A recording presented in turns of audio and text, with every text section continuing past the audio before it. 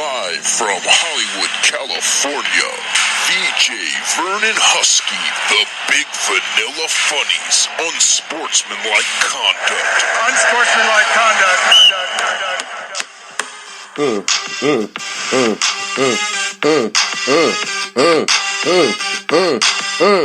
Top of the morning. Y'all already know what it is. Y'all already know who it is. Y'all already know what y'all tuning into. Y'all already know who y'all listening to. VJ's Unsportsmanlike Conduct.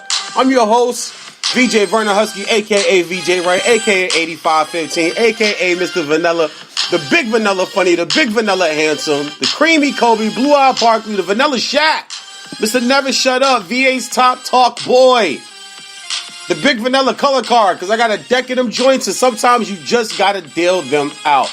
Beautiful, sunny, clear skies day in Los Angeles, California. Top of the morning. Good day, everybody. We got a great show lined up for you guys today, man. And you guys already know what today is all about. Everybody that knows me knows what I'm talking about today. There's two topics on the show today. There's two topics we gonna cover. And most of you guys already know exactly how it's going down. Good stuff in the news. Good stuff to talk about. Want to welcome everybody to Spreaker.com. Don't forget to catch me later also podcasted on iHeartRadio and the VESN Sports Network on YouTube. Don't forget to follow me on social media, VJ Vernon on Facebook, Unsportsmanlike Conduct Radio on Instagram. Also, VJ Entertainment LLC on Instagram, VJ Sports Network, VESN Sports and Comedy on Twitter. Two stories in the news today. We have a big game on Sunday. I don't know. There's some game at the end of every football year. Every football season, there's two teams that fly to a city. The city raises the hotel rates. The bars raise the menu prices. The Ubers and Lyfts and cabs, everything's more expensive. The train's more expensive. The coffee's more expensive. The food's more expensive. The drinks are more expensive. The game is more expensive. There's an event where all these celebrities go. All these ex-NFL players go. All these networks and radio stations go. And they set up and they meet people and greet and do interviews and they talk. There's some game on Sunday. It's like the most highest rated single television event every single year for the past 20, 30 years. Oh, that's right. Sunday, we have a Super Bowl. The New England Patriots will go for their 6th Super Bowl ring and their 9th attempt under Belichick and Brady. It is their 11th Super Bowl trip all time. I think people forget they got blown out by the Bears. And Bill Parcells damn near almost pulled off a miracle and controlling a lot of that game against the Packers, which was Brett Favre's first Super Bowl. They lost those first two. And then they won 5 and they lost 2 more. This is their 11th trip as a franchise, 9th under Brady and Belichick, taking on the upstart LA Rams, upstart at quarterback and head coach. They have some veterans all over that team if you really want to get into the veterans on that squad, which we will this week. But today we'll just lightly brush over the Super Bowl. There's a lot of storylines. Yesterday is what they call day one. Really good interviews with Bill Belichick and Sean McVay. Really good interviews from the players. Really good quotes. Really good moments. One of my favorite moments I saw yesterday is when they did the announcement. They have kind of like a Super Bowl pep rally. And all the players come out and all the players get announced and they let the fans in. And I know they probably charge for that too. They raise the prices on that probably every single year. The Super Bowl is in Los Angeles in the next, I want to say 4 or 5 years. I can only imagine how bananas is going to be out here in Los Angeles. I don't even know if I want to leave the house. When the Super Bowl comes to Los Angeles, if the Dolphins aren't playing in it or I don't have a media press pass where I'm at an affiliate or a network and I got to be there, I'm not sure I'm leaving the house. But last night's pep rally, yesterday's day one was packed. It was sold out. One of the good moments I thought yesterday was when Andrew Whitworth, long-time tackle at a very bad organization with the Cincinnati Bengals, only got to one playoffs, lost that one, got to another one, lost that one, got to another one. He's been to 3 playoff games maybe, if I'm not mistaken, he's lost them all. He gets a chance to come out here and be the left tackle for the LA Rams and guard the blind side of Jared Goff. Plays all 16 games. Has a really emotional moment at the NFC Championship game where his kids run up to him and hug him and congratulate him and his wife. When he got announced yesterday, you can hear the crowd cheer, but I damn sure know that you can hear his family cheering too. And for a player like that, that's a veteran, that's been playing so long, and he probably should be retired. Playing the left tackle position, getting beat up every single play, barely ever missing a game, durable, functional, smart, aggressive. He's just a great left tackle. Great moment to see a guy like that finally reach the pinnacle in an NFL career and make it to the Super Bowl. I will throw this out there with the Super Bowl sidebar. Rams defensive backs, they should probably stop talking. They really should. They should probably stop talking. They're talking a little bit too much. And they're talking a little bit too much about number 12. Now, it doesn't matter whether you think Tom Brady's the GOAT or not at this point. It really doesn't. To me, it's such a mute conversation, and it's such a mute point. The GOAT conversation for Tom Brady now, it's just almost, it's almost like when you eat a Starburst, but it's still got some of the wrapper on it. It's kind of like that, right? Like, it's still good, but, man, it would be so much better without that little piece of paper on it, you know? You know, it's almost like a gummy bear that's half stale. Like, the other half is still good, and you probably still going to eat that other slightly stale half, but it would be a lot better if the whole gummy bear wasn't stale and not just have a... That's how the GOAT conversation for Brady kind of feels to me right now. Like, it still could be good, but it would be so much better without it. We just didn't have it, and we just enjoyed what we were seeing. If we just watched and enjoyed what we're seeing, I feel the same way with the GOAT conversation in the NBA. It's almost redundant to have. It really is. It's almost stupid to have. And really what it's for, and I don't want to say this as insulting as it's going to come off, but this is unsportsmanlike conduct. That is the biggest penalty you can get in sports. And we do penalties here, and we're edgy, and I'm raw and uncut, and this is what I do. But when you really look at the GOAT conversation in the NBA, it's really for guys and ladies who will never be in this situation as far as the sports industry is concerned. You're the loud yeller. You're delusional. You don't see straight. You have a soft ass mentality because the GOAT conversation now all of a sudden in the NBA allows us to draw up our own variables to cover up for softness that we see. The proverbial bitch assness, if I can say that, which I can't because it's my show and it's raw and uncut and it's satellite internet radio, so we can kind of talk how we want to talk here. But that conversation is just boring to me now. And with Tom Brady, it's boring. Whether it's him or Montana, that really don't matter anymore. It really doesn't. Montana's got 4. He threw 11 touchdowns, 12 touchdowns, and 0 interceptions in Super Bowls. He led his team to victory down the field twice in the Super Bowl victories. We get how great Joe Montana is. And Joe Montana was, Hall of Famer first ballot, one of the greatest to ever do it. We get that. Tom Brady's right there. But Tom Brady is still doing it. He's doing it past the age that Joe Montana did it. He's doing it with far less superior offensive skill position weapons than Joe Montana did it through all his Super Bowl runs.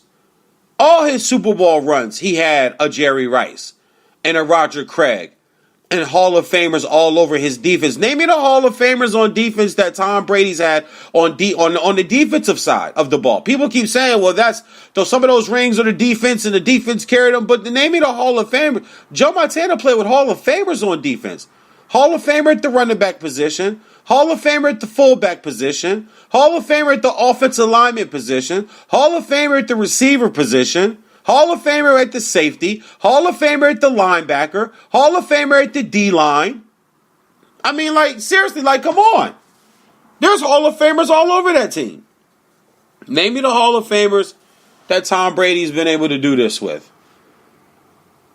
I said last week on the show, and it's not to play the color card, but we have to be real here on Sportsmanlike Conduct. Tom Brady is throwing to 3 white guys. Like, think about that. Let's just be real. I'm not trying to be funny. I'm not trying to cut a joke or anything. I'm being serious. Let's just all put all biasness aside, and whatever race or color, nationality or creed or whatever you are, put it aside right now. Let's just be real. Do you normally see white guys play receiver at a high level in the NFL? No. I mean, we can name them all on one hand in the last 30 years. Ed McCaffrey, Thielen now with Minnesota, but that's recent. That just started to happen. You can even say Edelman and Welker, but that was just with Tom Brady. Welker played with 2 other NFL teams. He didn't do nothing. San Diego cut him. The Dolphins wanted nothing to do with him. You can go to, we can go all the way back to Lance Allworth. We can go to Steve Largent. Maybe Chris Collinsworth. I mean, those are your good white receivers in NFL history over the last 20 to 30 years. If I'm missing somebody, hit the chat box up and hit the call line when we open up the call line. Let me know. But to do it time and time again, Hogan? Are you serious, Hogan? The guy that was on Hard Knocks with the Dolphins back in 2011, 2012, and they were calling him 7-Eleven. Remember Reggie Bush nicknamed him 7-Eleven. Why? Because he's always open. Dolphins didn't even put him on the opening day roster. He was on the practice squad.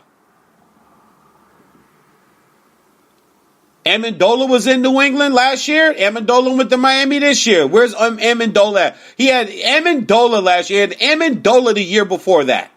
When they won the Super Bowl. Amendola and Julian Edelman. I mean, you've got to be kidding me. We know Gronk's a beast, but I'm talking about his 3 main receivers. They change running backs every year. One year's LeGarrette Blount. The next year's James White. This year, Sonny Michel. They've had Corey Dillon. They've had to put Troy Brown at running back before. They've had to put Troy Brown at defensive back before. They cut players that people don't think they should be cut. Right when you think they're probably going to get an extension, or when they got maybe 2 or 3 years left in them, the Patriots cut them. Tom Brady doesn't blink. Tom Brady doesn't flinch. They bring in Ocho, doesn't work, gotta go. They bring in Reggie Wayne, doesn't work, gotta go. They bring in I'm sorry, slipping my mind. Just this year, poor kid, Josh Gordon, excuse me.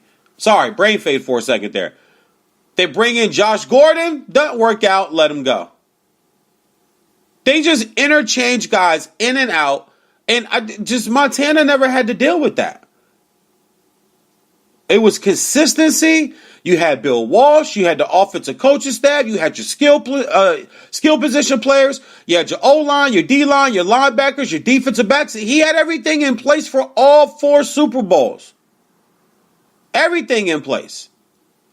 He didn't get Deion. That was Steve Young. Steve Young got Deion. Steve Young got Deion and Ricky Waters. That's what kind of added what added and helped Steve Young. They lost Roger Craig, but you get Ricky running Waters out of Notre Dame. And then you get a Deion Sanders. And you get a Merton Hanks.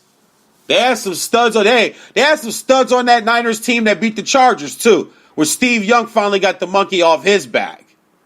I mean, he made sure that everybody saw that monkey getting pulled off of his back by Jerry Rice. But the GOAT discussion is kind of tiresome. It doesn't really mean anything whether you have him as the GOAT or not. What everything comes down to is on Sunday, he's going to play in this 9th Super Bowl with a chance to win his 6th ring, which is going to be unprecedented in pro sports, period. This is going to be unprecedented. This, to me, would be right up there with Michael Jordan's 6 rings. This is right there with that. This is far superior than any other hockey player, even Wayne Gretzky's 5 Stanley Cups. Even Derek Jeter's 5 World Series championship, because if you really look at Derek Jeter's 5 World Series championship, Derek is the shortstop. We know that he's the captain. Derek Jeter's the man. Derek Jeter doesn't pitch. Had a lot to do with Andy Pettitte and Mike Mussina and Roger Clemens. Had a lot to do with a lot of other bats that came into that lineup. You get A-Rod. You bring in Giambi at one point. They had A-Rod. You brought back Darryl Strawberry. They had Dwight Gooden.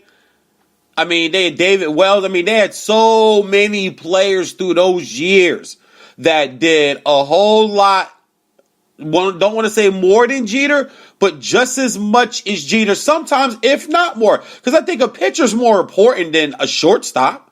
Yeah, we would have to believe that, right? A starting ace pitcher is more important than a leadoff guy that plays shortstop. And a great leadoff guy. He's not good. He's not average. Derek Jeter's great. But if they can't hit the ball because your pitcher your starter just went 8 innings and has 11 strikeouts and only 1 walk and basically, maybe 2 or 3 hits and 1 run scored, and it's a 4-1 game in the 8th, that very little to do with the leadoff guy and the shortstop. Your starting pitcher was just on fire that day from the bump. But I tell you this, the Rams defensive backs, they better be careful. I know they're very chatty-patty. I know you got Talib. I know you got Peters. I know Bell's back there. Everybody's talking. People are saying this, talking about his age. Like, why would you want to give Tom Brady any ammunition? Why would you want to give a great quarterback like Tom Brady, who's had time to prepare for you, just more bulletin board material? Why? Why would you want to do that? That makes zero. If it's me, listen, we believe that we have got a great defense. I believe I could cover anybody one-on-one. He's a great quarterback, probably one of the greatest to do it. But on Sunday, we got to make sure that we show him that we deserve to be here too. And we're going to go after passes and go after receivers and go after him. And, best man win, best team win.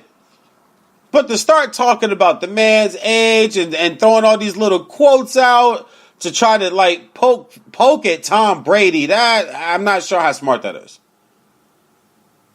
A really cool moment I thought yesterday was Bill Belichick and Sean McVay having their one-on-one microphone in each hand conversation and interview, and showed a lot of respect towards each other. And Belichick, you can tell Belichick has respect for McVay because McVay has a really good football mind.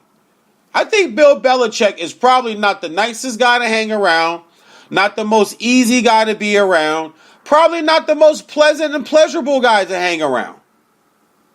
But I do believe that if he respects your football mind, he's probably really fun to hang around. Because all he does is football. That's it. Football, football, football, football, football. That's all he does. He doesn't do anything else in his life. Now, football revolves around a lot of different things to him. But at the end of the day, maybe a little golf, maybe a little fishing, then it's back to football. And if he respects your football mind, I think he's the kind of guy that would be a little loose around you than he is with everybody else. And that's what I saw in the interview yesterday. I saw Bill Belichick be a little more loose than we've seen him in even group setting or panel discussion type interviews. But you can tell when he looks at McVay, he's like, I'm gonna do my damnedest to bust your ass on Sunday. But young man, you have a bright, bright, bright future. The future's very bright for you and your team. Just on this Sunday, it just can't be. But along after that, I got a lot of respect for what you can accomplish and what you can do. And Sean McVay has shown that. Sean McVay has shown that he can take a young quarterback. There are a lot of people out here in LA that was done with golf. After 8-9 games, people out here in LA, that's why I'm not feeling all these Ram fans that came out of nowhere. I ain't gonna lie. There was the send-off party they had out here in Inglewood at the new stadium. I didn't go, of course. I'm not gonna go support a team that is not my favorite team or a team that I root for. So I didn't go, but I saw pictures of even in-laws. And I ain't never heard them. I ain't known them for 12 years. As long as I've known my wife, I've known these in-laws. I ain't never heard them talk about the Rams ever. Rams come to town. They had all the Ram games. They got all the Ram gear on. They was at the release and they had a good time. I can see they genuinely had fun. But they was at the send-off parties. I'm like, where the hell did all these Ram fans in LA come from? But I get it. It's Los Angeles. Los Angeles is like New York. Regardless of who's good, you just kind of jump on the bandwagon. and you just say, well, it's all LA. Because when it was New York, now, I'm not going to say for every Yankee fan, but I did have a few Yankee fans when the Mets were in the World Series say, hey, I hate the Mets, but it's all New York, baby. So, yeah, go Mets. And I'm like, wow. Wow. Like, I would never be that fan. Never be that fan. If I'm Laker, I'm Laker. If I'm Clipper, I'm Clipper. If I'm Trojan, I'm Trojan. If I'm Bruin, I'm Bruin. If I'm King, I'm King. If I'm Duck, I'm Duck. If I'm Angel, I'm Angel. I'm not rooting for the city. I root for my team. City don't give a damn about me. You know how hard it is to park in Los Angeles? You know what type of parking tickets you can get in Los Angeles? The city don't give a damn about me.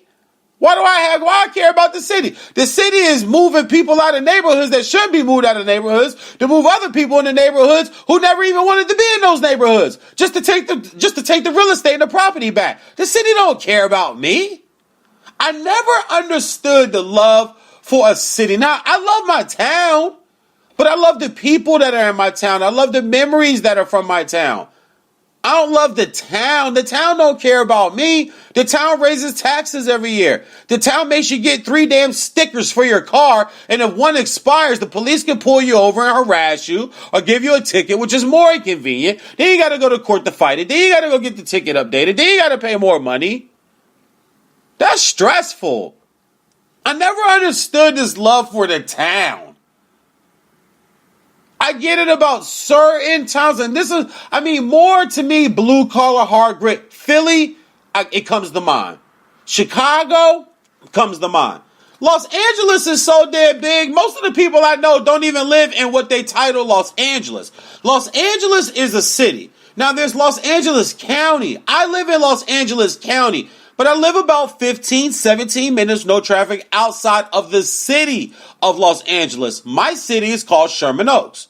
And there's Van Nuys. And there's North Hollywood. And there's Hollywood. And there's Beverly Hills. Like, you don't see people say, oh, I'm from Los Angeles, but I live in Beverly Hills. No, they just tell you I'm from Beverly Hills.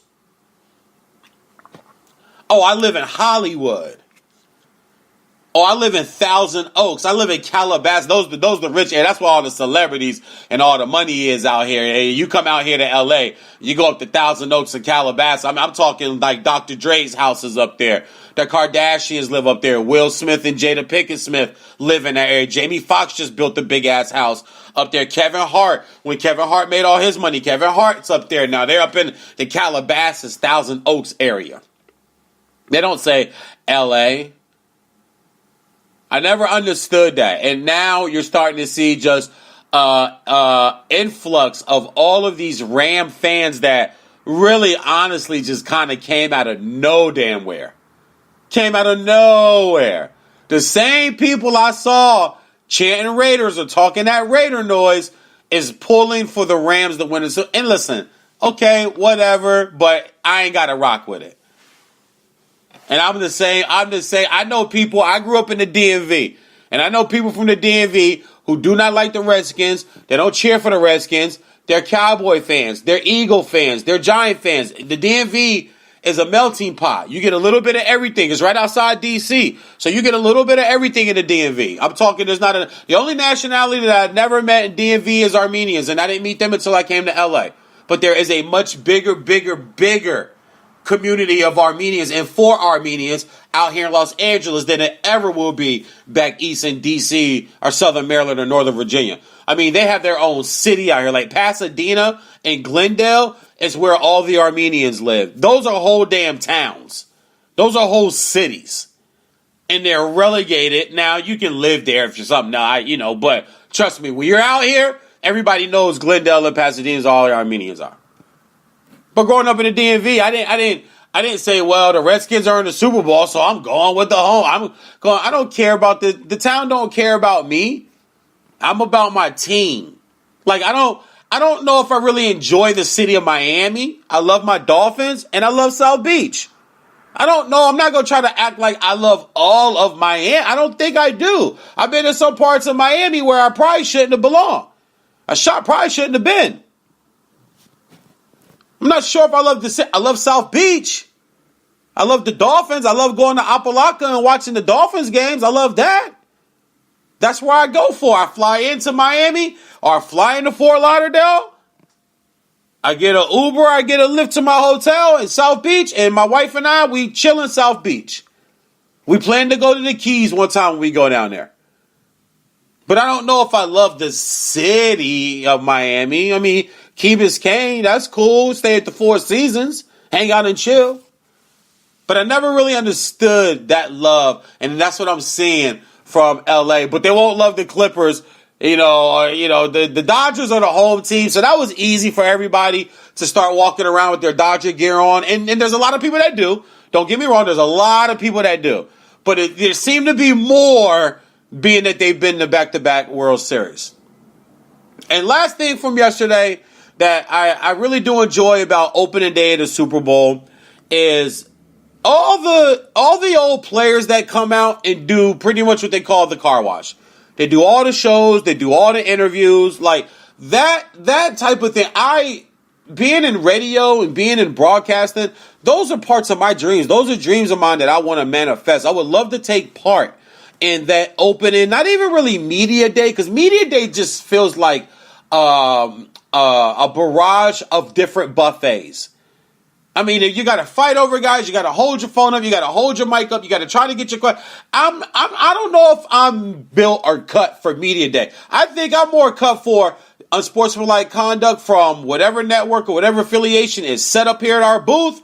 And we're going to do our show every day through the week. And we're going to have all these different guests and celebrities and former players. And everybody stop through. And I'm going to get to talk and meet just about everybody I want to meet and ask them all the questions that I want to ask. I think I'm more built for that. That part of it yesterday, I thoroughly enjoyed. I actually listened to some different shows yesterday just to listen to former players and celebrities that love the game of football and that go to the Super Bowl every year and enjoy themselves and have a good time. That part of it I really like. And because the Rams are from LA, I do expect to see a higher influx of celebrities that are going to be at Media Week and doing different radio shows and different TV shows while they're there in the media section there. So it'll bring even a more celebrity to the Super Bowl. This will be the highest rated Super Bowl in the history. This might be the highest rated sporting event of all time on Sunday.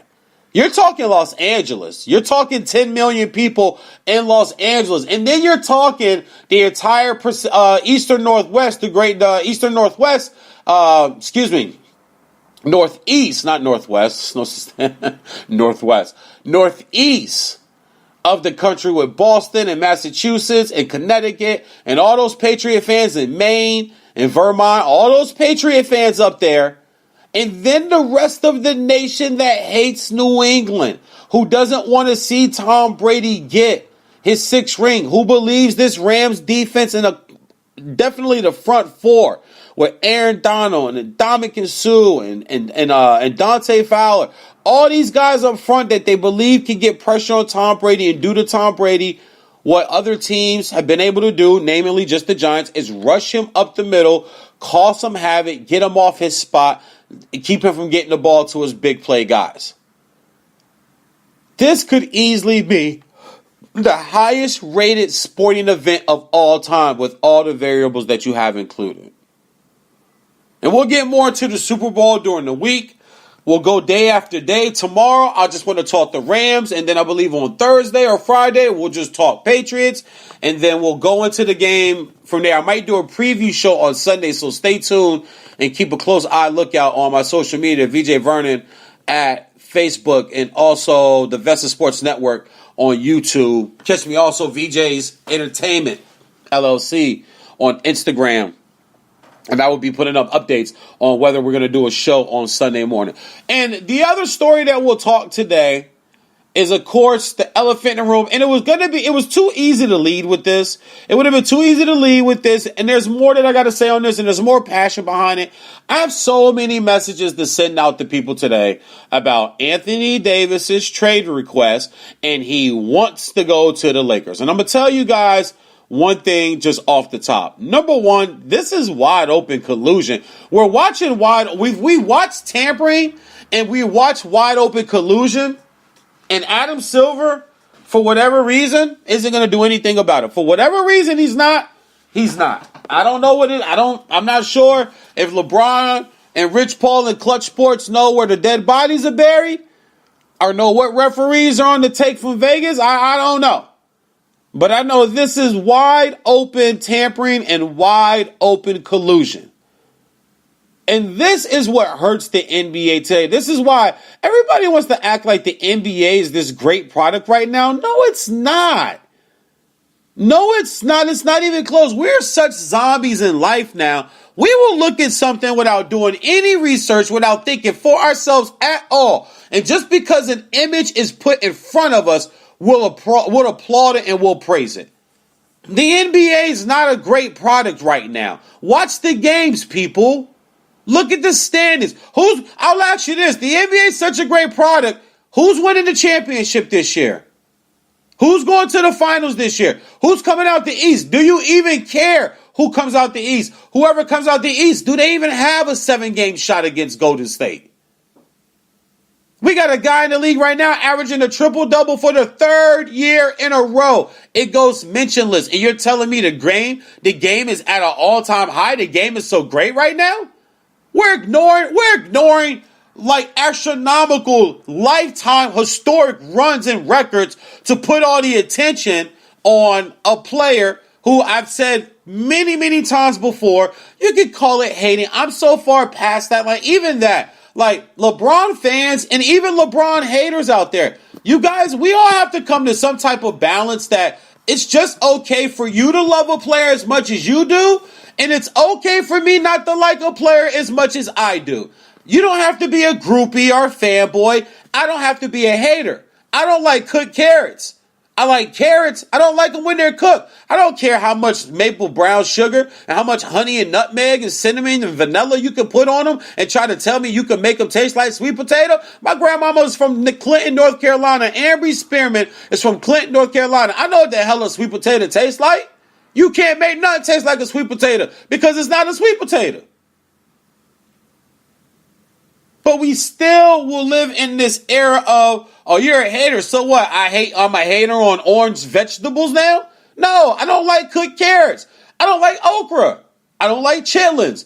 I don't eat pig feet, hog maws, and all that shit. I don't like that stuff. Who are you going to tell me? You just hating on the soul food. You a soul food hater. Okay. We got to get away from that. And me too. I'm part of it. Just to show you how honest and how real I'm being, I'm part of the problem and I need to fix myself. My grandmother always told me, if you're going to start to try to fix problems, start with yourself.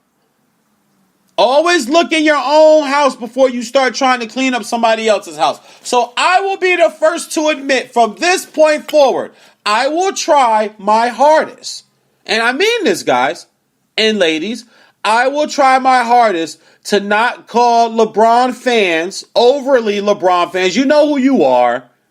I will try my hardest not to call you LeBron groupies, fanboys, LeBron lovers. None. I will try my hardest never to use those terms again. If you all will try your hardest to stop calling non-LeBron fans haters. Now look at the problem that I could have just solved right now, universally. Look at the problem I might have just solved. Because I believe when we start debating about LeBron, especially now with the Lakers, there's too much emotion attached to this guy. I don't get it. I really don't.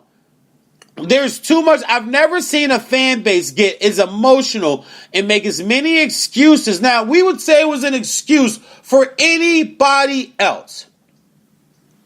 And no matter what some people do sometimes, when you like somebody, you will excuse any damn thing they do. Let's go politics for 1 second. We'll talk Kamala Harris, because that's a big topic right now. That's a big thing outside of sports, especially in the black community. That's a big thing right there. Even though there is research, even though there is proof, even though there is history that is stamped, is dated, is signature, is signed, that she has not particularly been for black people, that she has particularly been for not going after police officers who shoot unarmed black and brown people or who are brought up on corruption and racketeering charges. She didn't want to go after them. She wanted to continue to let them do what they do. You will still have people that will just see a picture and see a face and see a quote and jump on board because she looks like me. I can't do that. I'm not built like that. I'm not cut that way. My grandmother taught me right is right, wrong is wrong. I'm dealing with a family situation right now that I can't tell y'all about. But trust me, when I tell you this is some deep rooted shit going on right now. And it doesn't involve me, but it involves my family. So it involves me in a sense. I didn't do anything. I don't want nobody to think I'm a bad guy. I didn't do nothing. But there's a situation going on right now. Now, part of me says, because it's my family, it's my blood, and that person looks like me, that I gotta be on their side and I gotta defend them. And then there's a part of me that says, your grandmother has always raised you and taught you, and you've had to learn your karma this way. Right is right, wrong is wrong, regardless of what's going on, regardless of who it is, regardless of your affiliation, or your relationship, your attachment. Even if I were to get into an argument with my wife in public, or something was to happen in public, we don't argue in public, so I rephrase that. If something was to happen in public, and even if my wife was wrong, I ain't going to say it right then and there in front of everybody, but when we on that car ride home, or later that night, or the next morning, I'm going to let her know, baby, I had your back, but you was wrong, and being that I had your back, I was wrong. But you my wife, so I got your back. All day. Don't matter who it is. She can walk up and slap somebody in public and start a fight. I'm going to be like, well, what you do to her to make her slap you? I'm riding with my wife. But at the end of the day, she was wrong. She shouldn't have just walked up to that stranger and just slapped the shit out of him the way she did. But I'm going to let her know that later.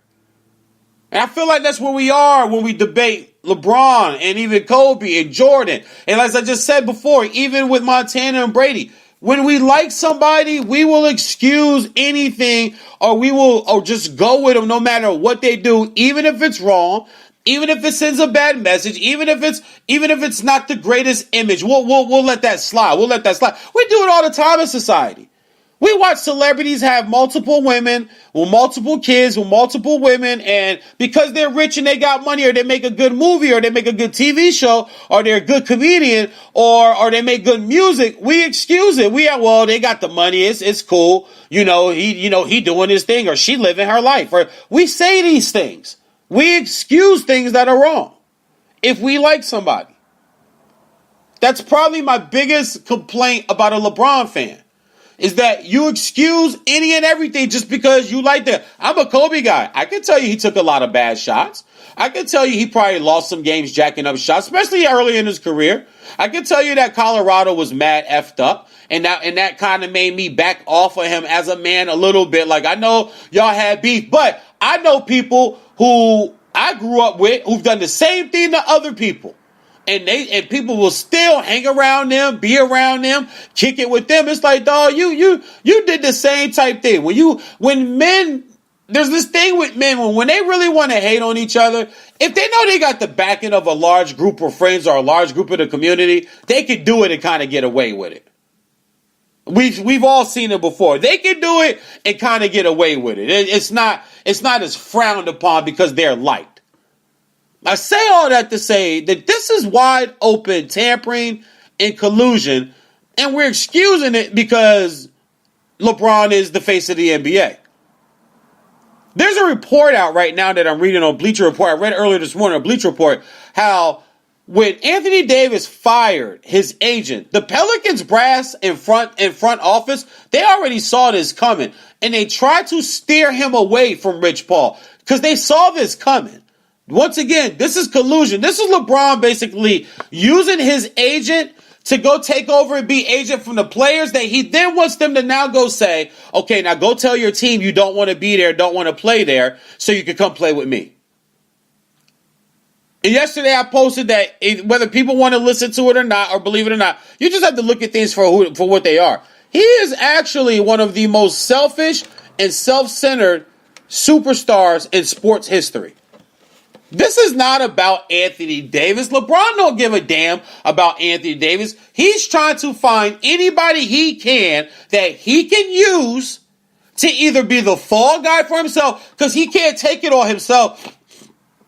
in LA, even though people are going to say, well, he didn't have anybody in LA. Because they said it when he was in Cleveland. That shows you how thin-skinned he is, that he already knows that he has the backing, that he didn't have anybody. That's always going to be there for him. That he still needs a fall guy. Because you cannot tell me that if they have to give up the pieces that are rumored that they would have to give up in LA to get Anthony Davis, that makes them contenders. Like, you got to be shitting me. But this is what we do in sports. This is how we do as fans. This is what we do for players. Every other week, it was a different guy the Lakers were supposed to be getting. And I get flack all the time because I'm a Laker hater. I ain't going to lie to you. I know I live in LA, but I'm not riding the Lakers because I'm in LA. Kobe don't play no more. Kobe's gone. For 20 years, I cheered for Kobe, so I couldn't really hate on the Lakers as much as I wanted to like I did when I was a kid. Remember, I'm a Pistons fan. I ain't got no love for the Lakers. We got cheated out of a three-peat playing the Lakers. We got cheated out of a game 6 in the 87 finals, the 88 finals playing the Lakers. We got cheated out of too many times playing LA. That's why I was glad when Chauncey Billups and Rip and She and Ben whooped that ass in the finals. I don't want to hear about Shaq and Kobe arguing. Shaq and Kobe not getting. I don't give a shit about that. I'm not even trying to hear that. We whooped that ass. Period. Last time they saw us in the finals, that ass went back to LA. That ass went home in 5. So I'm not a Laker fan. I'm a Laker hater. I'm a proud Laker hater. I don't like Duke. I don't like the Patriots. I don't like the Jets. I don't like the Bills. I don't like the Pacers. I don't like the Cavs. There's teams I don't like the Yankees. There's teams I don't like. The Lakers are one of them. And every week, there's this new player they're supposed to get. LeBron James is going to tear this franchise a new asshole. I'm telling y'all. I said it in July when his plane landed at a private airport about 8 minutes from my house. I live about 8 minutes from Van Nuys Airport. Van Nuys Airport is a small private commercial airport. You can rent private planes, you can rent private helicopters, and if you own a private plane and you're coming into LA, or a lot of the celebrities, as I mentioned, that live up in the Calabasas, Thousand Oaks area, that's where they land, that's where they take off. When his plane landed there, I said, it's over. Bill Walton is a dead man walking, and he is going to tear this franchise apart because all the work that they have done the previous 4 years, they've already let D'Angelo go. They already sent Julius Randle. Could you imagine if they'd have kept D'Angelo and Julius Randle? And then you had them with Ball and Kuzma and Ingram and Zubac and Rondo. Like, could you imagine? Like, they would be an above 500 team. They would be a decent young team up and coming towards the good in the NBA and the Western Conference. But Magic fooled all of y'all. Magic told you guys there was going to be patience. Ain't no patience. LeBron talked that BS about being patient. Well, no patience. There's no patience. That's one thing I always say about LA fans. Very irrational fans. You got 16 banners. Relax. Sometimes you got to go down in the dirt and you got to kind of dig your way back up. Every franchise has to do it at some point. We'll make sure Boston's got 17 hanging up. But at a point, Boston had to go into the dumpster for a while, for 3, 4, 5 years. You get lucky with a few draft picks. You pick a few, you get a free agent here and there, you make a trade, and next thing you know, you got Ray Allen, you got Paul Pierce, you got the big ticket. You win a championship with Doc Rivers. There's ways that you can build your franchise. So this whole patience thing was BS. That's number one. Number two, as we go back to collusion and we go back to tampering, it is what it is, whether you're a LeBron fan or not. New Orleans saw this coming. They didn't want Anthony Davis to have anything to do with Rich Paul. Go look it up on Bleacher Report. They saw the writing on the wall. Now, is it a shrewd move? Yeah. Is it a really kind of good business move by LeBron? Yeah. I'm not going to lie about that. That's kind of smooth. All right. So you fire your agent and then you're going to hire my agent and then we going to get you out of here so you can come play with me. But it almost looks like, it looks weak. It really does. There's a part of it you guys can't front, man. It looks weak. First it was Paul George. Then it was Kawhi. And LeBron's people talk to Kawhi's people, and it's like you're just going. If you're Anthony Davis, Don't you kind of feel like, well, damn, I'm like your fourth or fifth pick. Why would I want to come play with you? And if we don't win, if we're not better than Golden State and we don't win, what's going to happen? I'm going to get the blame. They're going to blame me. And my brand's going to suffer. Look at Kevin Love. We have forgotten Kevin Love even plays in the NBA. In the year before he went to Cleveland to play with LeBron and Kyrie, he was 27 and 15. There was nobody who could do nothing with him. He was balling out of control. Nobody can do a damn thing with Kevin Love. And now we forget Kevin Love's even in the league. This false narrative that everybody gets better playing with LeBron, everybody's numbers go down, everybody gets worse, and we forget all about it. Look at Wade. Wade's farewell tour should be way better than this. Way better than this. I said back then, him getting LeBron to come down to Miami to play with him was the closed casket of his legacy. Because we would never be able to appreciate Wade as Wade anymore. It's going to always be linked to the super team, okay?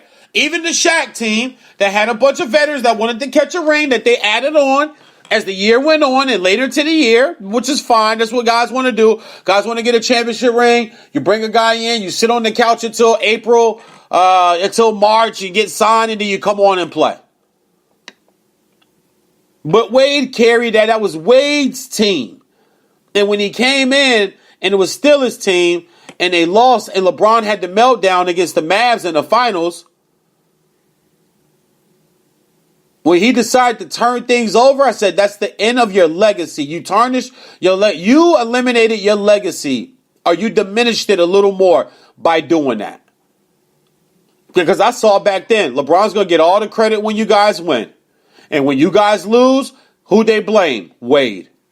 Their own city, the city that he's playing in right now, that he had to go back to, that he calls home, other than Chicago, the city he calls home. Think about it, though. Think about it realistically, guys.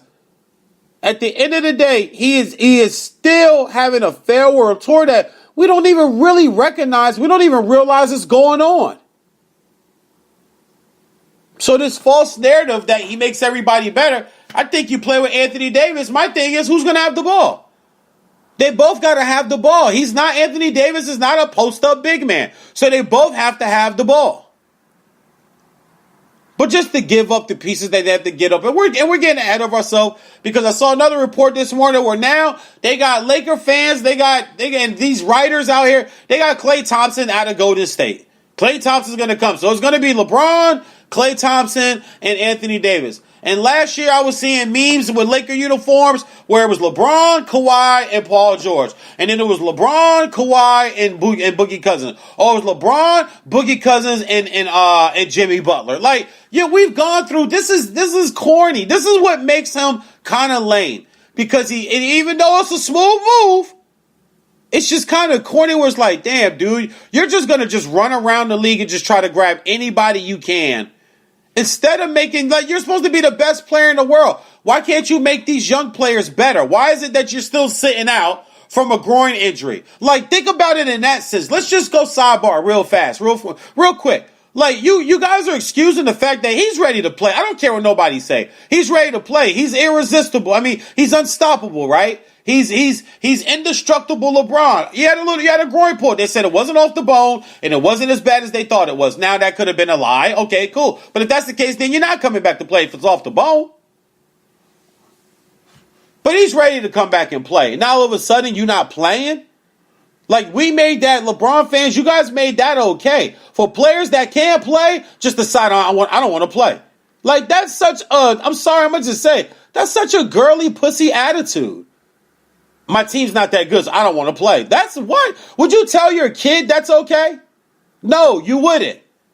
And I'm not trying to turn this into a moral story, okay? I'm not even going there. I'm just using it as an excuse because that's the only time you can get irrational sport fan adults to be honest and be real. Put their kid in it. Say, would you coach your kid now? Oh, that's cool. You know, you got to hit like that in football. So I said, would you coach your kid to hit that way?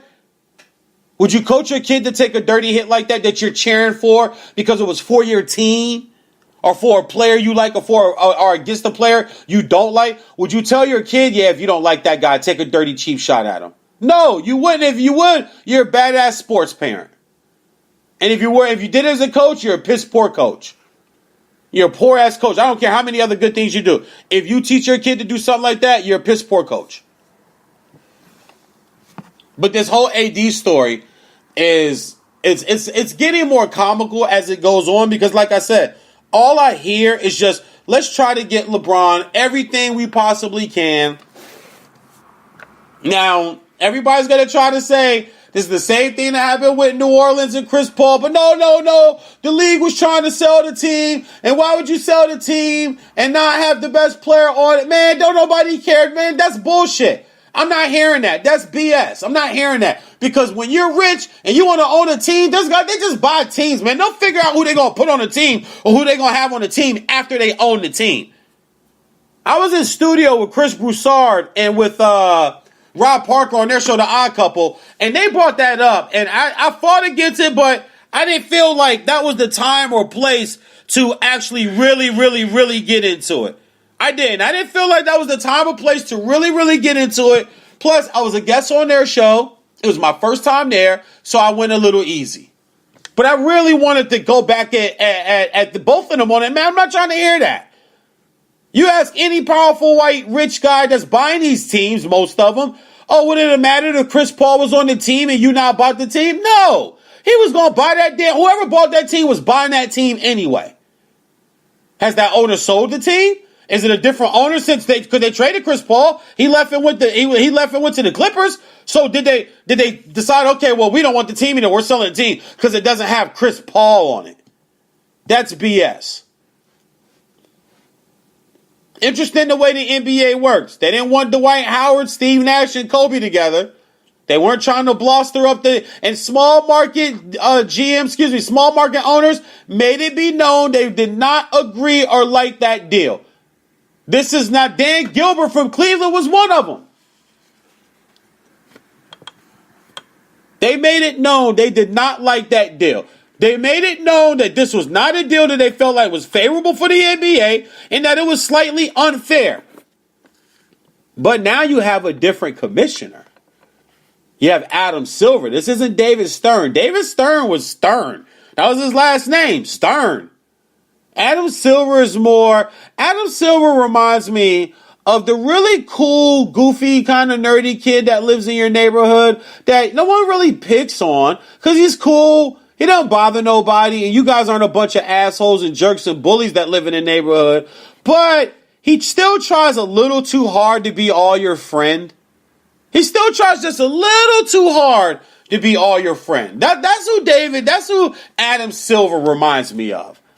Like he just wants to be the player's guy. He wants to be, because as I said before, this is 100% collusion and this is 100% tampering. Period. And I know they're going to let LeBron get away with it because, like I said, Adam Silver's a players commissioner and LeBron's the most popular player in the league.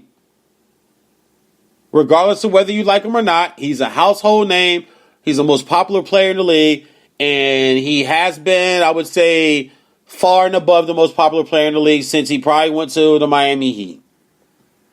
Before you still had Kobe in his prime winning championships. Kobe was still vote leader in all-star games and stuff like that.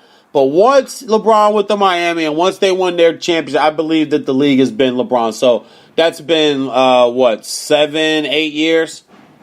I don't buy this. Oh, he's been the best player in the league for the last 15 years. He's been the best player in the league the last 12 years. No, I don't buy that. Sorry.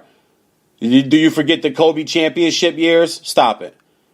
The Kobe championship years, go back at YouTube. The Kobe championship years, he was giving it to LeBron when he was playing.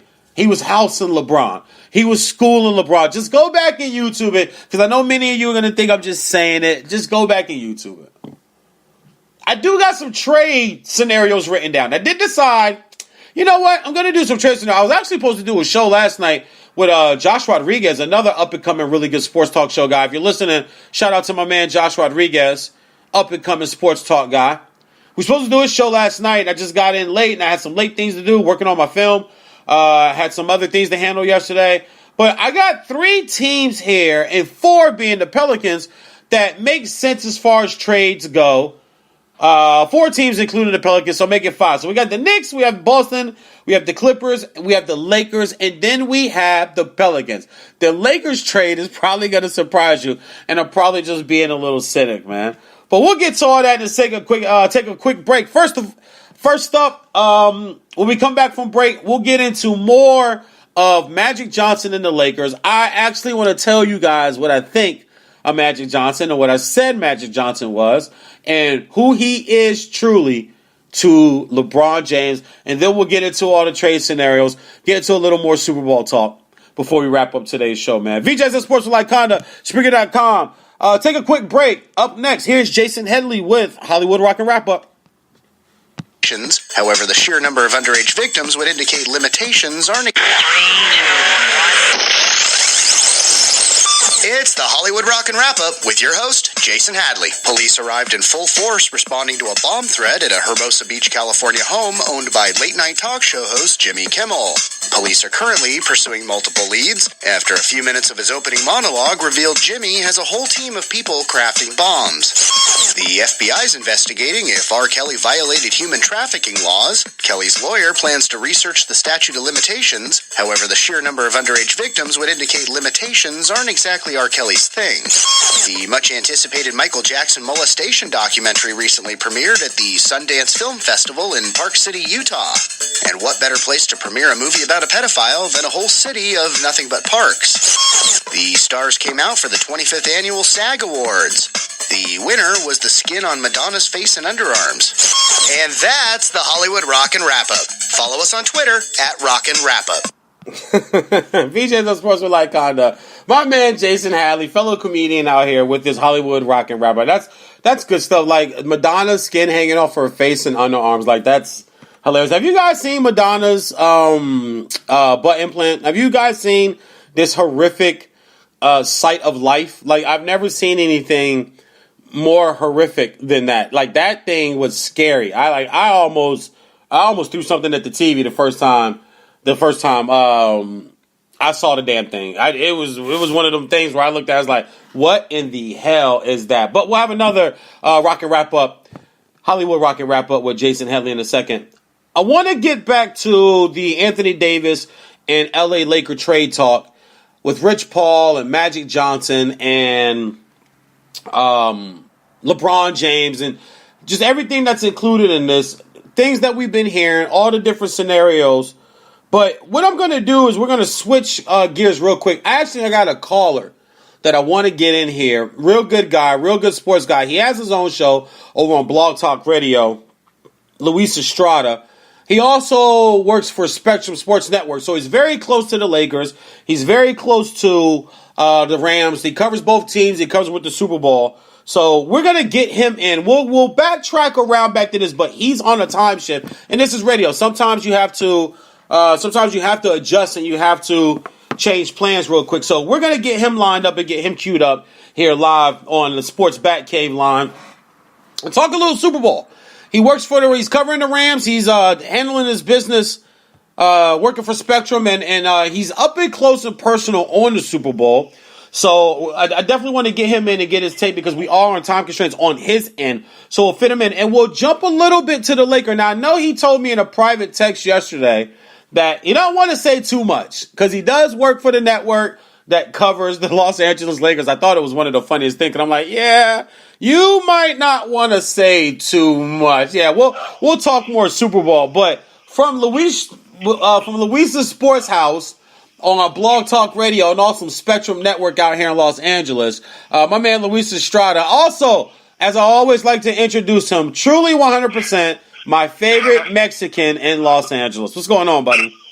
What's going on, VJ? How you doing, brother? I'm good, man. I'm good. I'm just running my mouth today, man. A lot going on in LA, brother. I mean, there's some games on Sunday, and then there's some big time player in New Orleans who's been brainwashed and who's been colluded and who's been twisted and prodded, and in my opinion, is really being used. I know people don't like me saying that, but he's really being used, man. I think part of this is sad. So there's a lot going on in LA. Is there anything in sports in LA that you've noticed is going on lately? Well, I'll tell you what. I just came from a really big meeting of the Bandwagon Followers Anonymous meeting where we represent everything in LA. So that's where I was. I know your ass is there too. I know your ass is there. And you tell all the people that VJ said they ain't shit. Well, that's what I'll tell them from you. But I told them basically the same thing. Look, there is nothing more annoying to me than bandwagon fans. I'm sorry, and I'm the first one to call them out. Look, I'm an LA guy, born and raised in LA. I've been a Rams fan since the late 70s, early 80s. Yeah, I was born in 1976. I went to my first Rams game in 1980 at the Big A, as it was known, Anaheim Stadium. Before it was just Angel Stadium. Before it was a baseball-only stadium, that's where we used to go and watch the Rams play. I'm a UCLA fan, born and raised, and there is nothing I like better than watching the Bruins win and the Trojans lose. Now, that doesn't happen very often, but you will never, and I mean this ever, hear me cheering or rooting for the USC Trojans, even if it helps the Bruins, because you know what?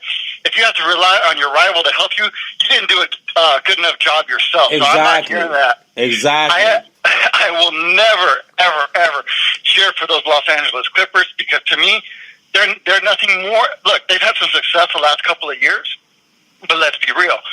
Up until then, they were nothing more than truly a JV team in this league. They weren't even an afterthought.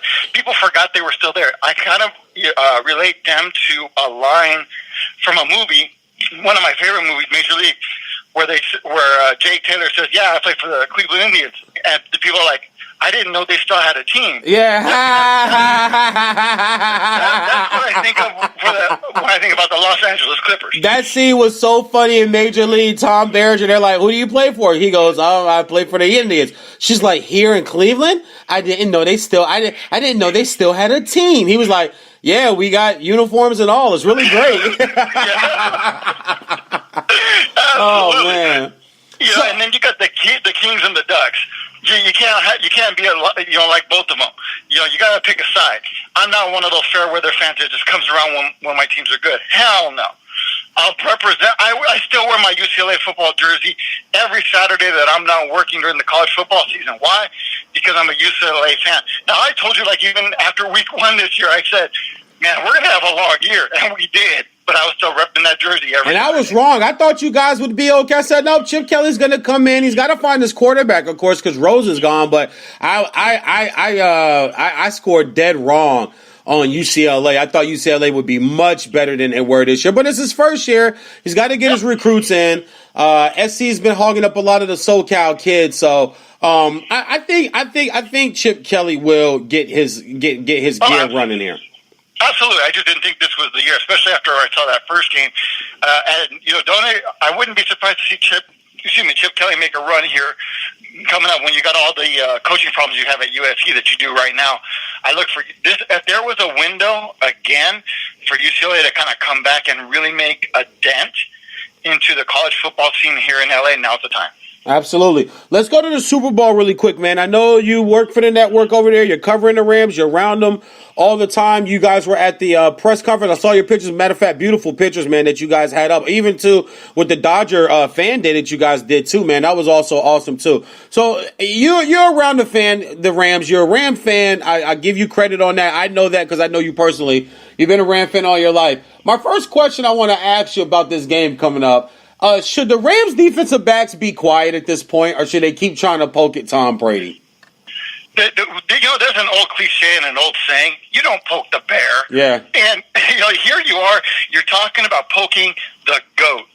And when you're talking about quarterbacks, especially of the last generation, a guy that already has 5 Super Bowls. This is his 9th Super Bowl. He's been there. He's done that. He's made great defenses look stupid. And you're talking about a Rams defense that, even though they didn't have Aqib Talib, gave up 51 points to the Kansas City Chiefs at home on a Monday night. if I'm the Los Angeles Rams, I'm keeping my mouth shut, because the last thing you need to give Tom Brady and Bill Belichick is bulletin board material. Yeah, I'm with you on that, man. I can't believe. I expect a little mouth from Peters and Talib. That's just kind of who they are. But I'm starting to see quotes from other guys, and it's like, whoa, buddy. Yep. You are already on their target list, because they're probably going to stay away from Talib and from Peters just by scheme. But, bro, they'll find a way to get their best target on you and wear your ass out if you keep running your mouth. Well, especially if you're Roby Coleman, you're already in enough hot water because you potentially cost them a seat to the Super Bowl if the ref actually throws a flag at you. Yeah. Could have thrown two at your butt. So don't sit here and start running your mouth like you haven't done nothing wrong and that you're an all-pro, because the truth of the matter is, when Aqib Talib went down, that secondary was blitzed by everybody. Yeah. Not just Kansas City. New Orleans put 48 on you. You know, you were giving up almost 30 a game while he was gone. So make no mistake, you've got no room to talk. And The Eagles came out here and put 30-plus on them. Absolutely. Minnesota came out here and put 30 on them.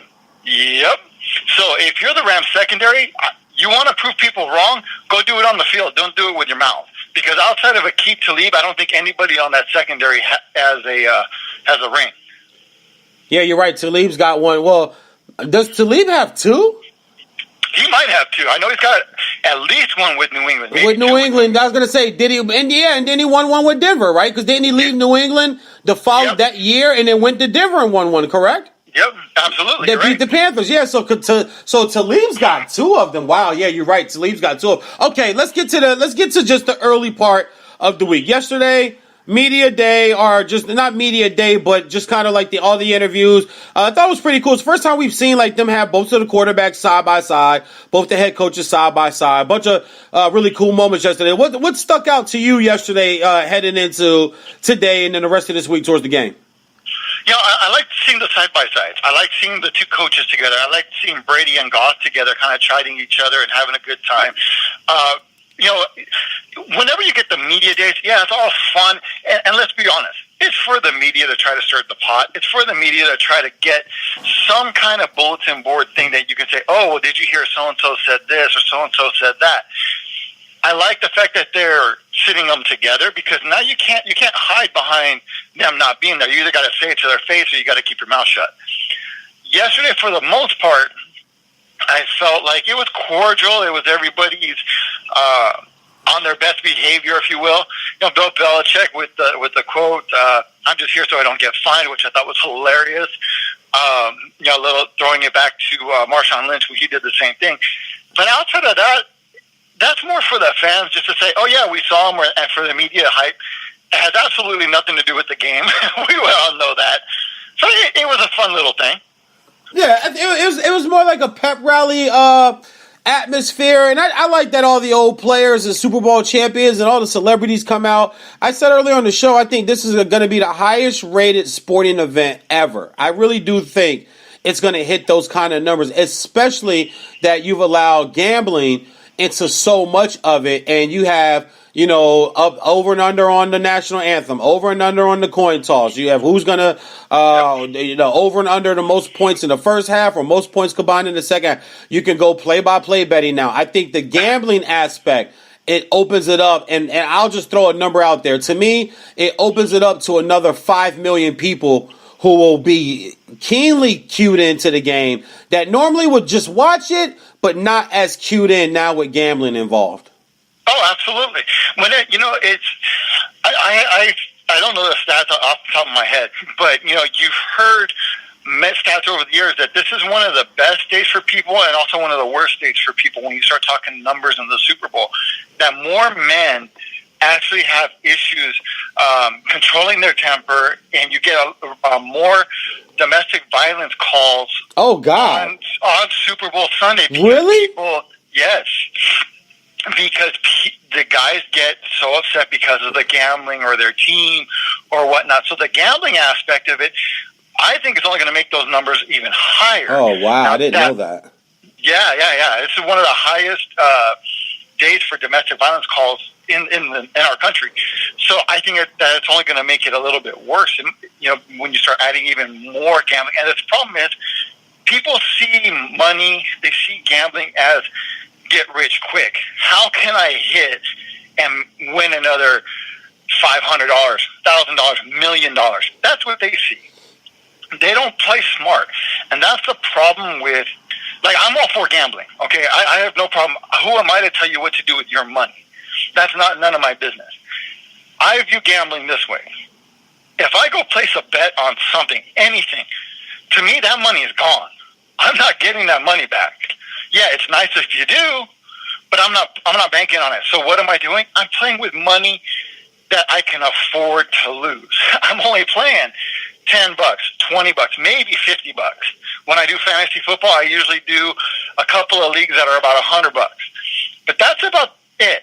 And I already go in with the idea I'm going to lose that money, so it's gone.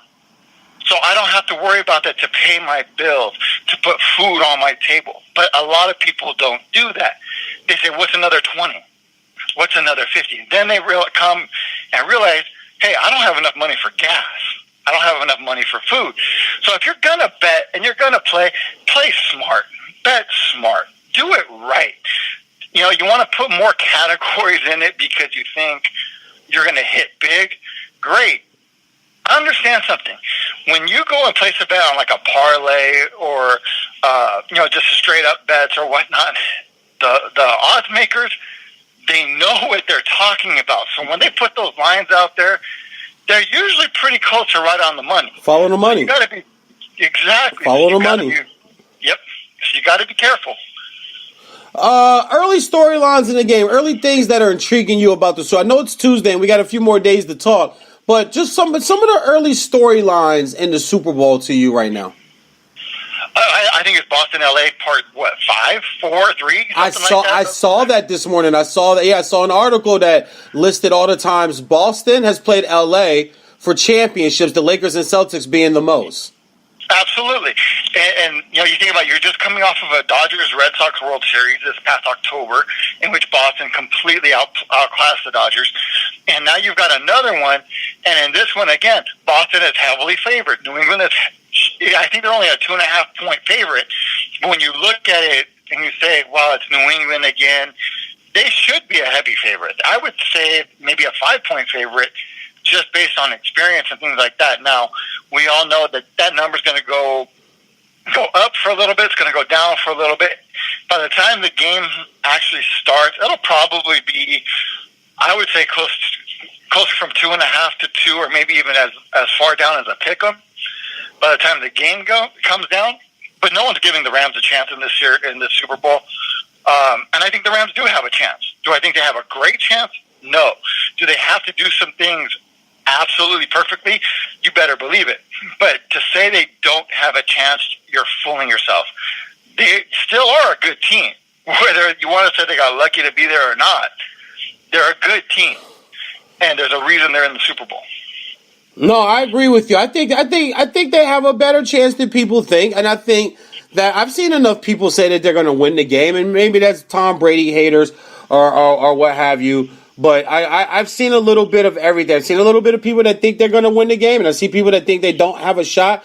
I don't think that they don't have a shot. I just think that the Patriots are, when they're this history that they're knocking on right now, and I think is huge. I still can't get over what the New England defense gave up to Nick Foles last year. That part of it is still on my mind, where the part of me that goes, okay, the Patriots can win, and here's why.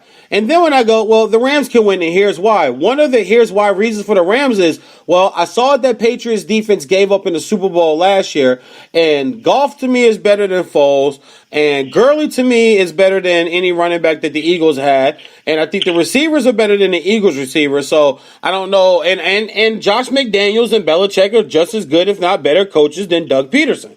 Even though, McVay and his staff there, Wade Phillips, is better than the coaching staff that was at Philly last year. So there are variables I look at and go, no, they can win this game. I just think that Tom Brady is such on a mission, and now you're starting to hear these rumors that him and Belichick could both retire, which he said, he told Adam Scheffler there's zero chance that he's retiring, Tom Brady that is. There's zero chance that he's retiring in a halftime interview that they did for the Pro Bowl. But I think that the Rams do have a really, really good chance to win the game. I just don't think they will. I just think that Brady and Belichick, they see that sixth championship, and it's just hanging right in front of them. It's not as far as it was last year.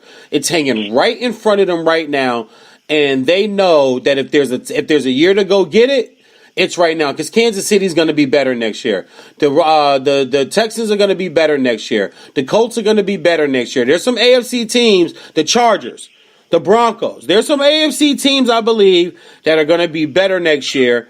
And you can, at the end of the day, how long can New England keep doing this? So I think I think the Rams do have a chance to win the game. I just think that Belichick and Brady, they see it it's right in front of them. I believe this is Gronk's last game. He sees it right in front of them.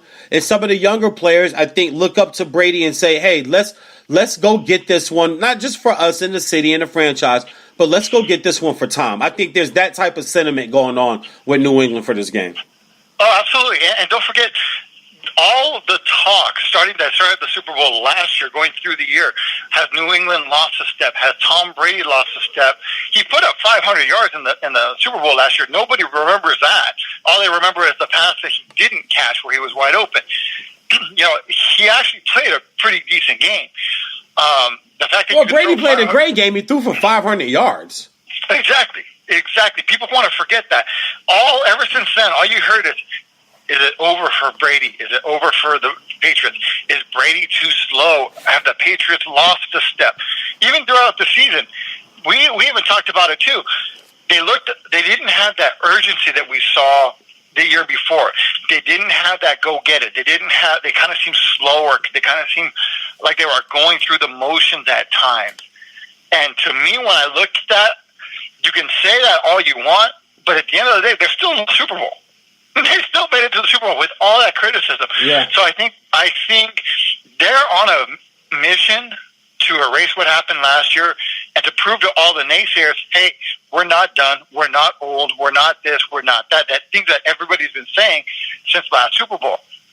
Now, what the Rams, I think, have working for them is a lot of their youth. And what I mean is, because they got guys who haven't been there, guys who are a little bit younger, they don't necessarily have that awe of the New England Patriots mystique that we've seen for the last almost 20 years. Where, they grow the kid like guys like Todd Gurley and Jared Goff, Robert Woods. Yeah, they've grown up with New England being a dominant franchise, but they haven't really sat across from that franchise yet. Most of them haven't played them. If they have, they haven't played them all that often. So it's going to be a new experience. Plus, you're doing it on the biggest stage that there is in sports, and that is the Super Bowl. So if they have anything on their side with their inexperience, it's it's the naivety, if I said that right, of not having been there. So they don't know that going in, that just because it's the Patriots on the other side, that we have to be in awe of them. They have that youthfulness of, I want to go get it. I think it's funny that right after the Rams went to the Super Bowl, you started to see that tweet from Todd Gurley from years ago where he said, I think I'm going to play against the Patriots on the Super Bowl one day. That's something that he can pull to his favor. A guy like C.J. Anderson, who was cut by 4 teams in the last year, now is going to be a main player in the Super Bowl. That's something that he can take as motivation as well. And let's also not discount the fact that if there's a defensive coordinator that hasn't worked for the New England Patriots that knows this team inside and out, it's Wade Phillips. So he's another guy that I think is going to put that defense in the right position. So there's a lot of storylines. The inexperience that the Rams have, it could be a huge disadvantage, but it could be an advantage as well. Who's the Super Bowl more on? Tom Brady or Bill Belichick's defense? I think it's the defense. I think it's Belichick's defense, and I'll tell you why. Because whoever wins this game is going to be the team that stops the run. And what I mean by that is, look, when you look at the Rams, they have two guys that can very easily go for over 100 yards in C.J. Anderson and Todd Gurley. And both of those guys, they're very much different backs. You've got C.J. Anderson, who, while he's been with the Rams, has played very, very well. You know, he's a big pounding back that'll go straight forward. Then you've got Gurley, who's the main back, but he can, he can cut. He can more of the speedster. In order to stop the Rams, you're going to have to stop those two guys, in my opinion, on defense. And that, to me, is going to be the easier of the two because, let's be honest, Brady's going to get his. It wouldn't surprise me if Brady throws for another 400 or 500 yards. And I say that because even with the emergence of Sony Michel, I don't know if New England has gone up against a front four like the Rams have. And the way the Rams' defense have been playing against the run, I don't know how much of a factor Sony Michel is going to be. You've got a guy like Aaron Donald who, a lot of people say he's the best defensive player in the league. A lot of people say he's just the best football player in the league. Tom Brady hasn't really had to face him much. You've got Ndamukong Suh on that side. You've got Michael Brockers on that side. You've also got Dante Fowler on that side. Who, that front four in the NFC Championship game, they didn't sack Drew Brees a lot, but they put him under more pressure than he's been in all year. And that's something that the Patriots are going to have to prepare for. Because, yes, the Patriots, what they like to do, and we know this, they're a dip and dunk type of team. They're not a vertical team. So the Rams linebacking core is what's going to have to really kind of step up. Because you're not throwing to James White 10 yards down the field or Julian Edelman 10 yards down the field. Your vertical game is relied on Gronk. And as long as Gronk doesn't get hurt, that's going to keep going. But if something happens, let's say Gronk rolls an ankle and that gets taken away, now you're going to dip and dunk 5-yard outs. The Rams' defensive front has to get to Brady, knock him around a little bit. If you can not, Tom Brady doesn't get rattled. But if you can knock him around a little bit, it does throw off his timing, and that's what you want to disrupt. Oh, yeah, because that's what they did with Drew Brees, and Dallas had the blueprint for that when they beat the Saints in Dallas this year. I went on record and said, there it is right there. Dallas just showed it wasn't nothing I first saw coming or anything. When the game was over, I said, and that's how you beat the Saints. You got to knock them around. You got to take a pass interference, take a defensive holding call. You have to disrupt their timing because they're all about timing. But I think Brady's good enough that if you disrupt his timing, he has other ways to move his eyes quickly and get to the next receiver and get to the next option and get the ball out. I've just watched Brady do it so many times. I don't know why I would even try to play with the notion that I would go against him on this one. I know you said you didn't want to say much about it, but I would be remiss if I didn't ask, man. As little as you can by keeping your ties and everything in check. Anthony Davis trade request to the Lakers. What are your thoughts on all of this? Here's what I'll say. Rumors are rumors for a reason until they happen. Yeah. And in this league, anything that happened until it's done, it's done. And I've heard too many rumors, too many players say, I want to go here, I want to go there, I want to do this. Then end up somewhere else and stay there because they were happy there. Because they decided, their situation there was better than something else. If Anthony Davis truly wants to come to LA, he'll come to LA. It's that simple. And I believe that of any player. Regardless of whether he's traded here, if he wants to be here, he'll eventually make it. He's a free agent 2020. So if he wants to be, but basically what you're saying, if he wants to be here, at some point he'll be here. Exactly. Okay. And that's the way I truly feel. I heard you were talking about the tampering and all that kind of stuff. Well, that was going to be my next question. Is this not, and I'm serious about it, is this not tampering and collusion? I would say so. But I would also say this is not the first time this has happened. And I'm not even talking with just the Lakers. We talked about this a couple of years ago, 2 free agencies ago, where on June 30th, we know that the free agency window opens up at 9 p.m. our time on June 30th, which is technically July 1st, Eastern time. And every year, on June 30th, at about 7:30, 8 o'clock our time, if you start looking at the Twitter feeds of some of these insiders, they're already reporting, this player is going here on this deal. This player is going here on that deal. Yeah. This player is going here. And my question is, if they're able to report that an hour before the free agent window opens, how did that player come to that agreement already with that team with if there isn't tampering? There's no way. You can talk back channels all you want, but the reality of it is no formal offer can be made. True. You can't even say, I accept that. So if it's already an hour before the window opens and people are coming out, oh, yeah, this player is signing here for X amount of dollars. So this player is signing here for X amount of dollars. How do you know that? How does that happen if you're not tampering already? And you can say, oh, we're talking to back channels. We're talking to this and that. You're not allowed to do it. You're not allowed to do it. Yeah. So to me, tampering is nothing new. The only difference here is it was never made public as it is now. It was never as upfront and in your face about it as it is now in this situation. But I truly believe it's been happening for years, and that people have turned the other cheek. I'll give you another example. Chris Paul, when he said he wanted to be traded to Houston, he wasn't even a free agent yet. He was still technically under contract with the Clippers. It had come out that he said, I'm not going to sign an extension with the Clippers. I want to go to Houston. He hadn't even been traded to Houston yet, and he had already agreed to an extension. How did that happen? Yeah. So, to me, this is nothing new. People are want to say it's because of it's who it is and the other player who it is and whatnot. I'm going to say, you mentioned the collective bargaining agreement from 2012 when the Lakers traded for Dwight Howard and whatnot, and all of the small market teams that were like, hey, this is what we're trying to avoid. And at the time, there was only two teams that were doing it.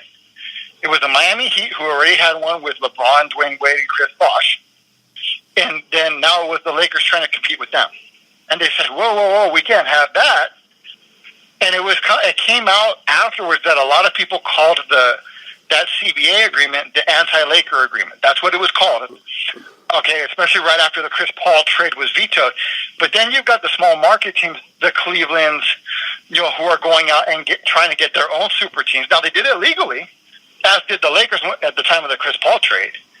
But nobody had a problem when they were talking about it. No one had a problem when Dallas was trying to say, hey, we've got Dirk, we're going to go after this guy and this guy and try to create our own team. No one had an issue with that.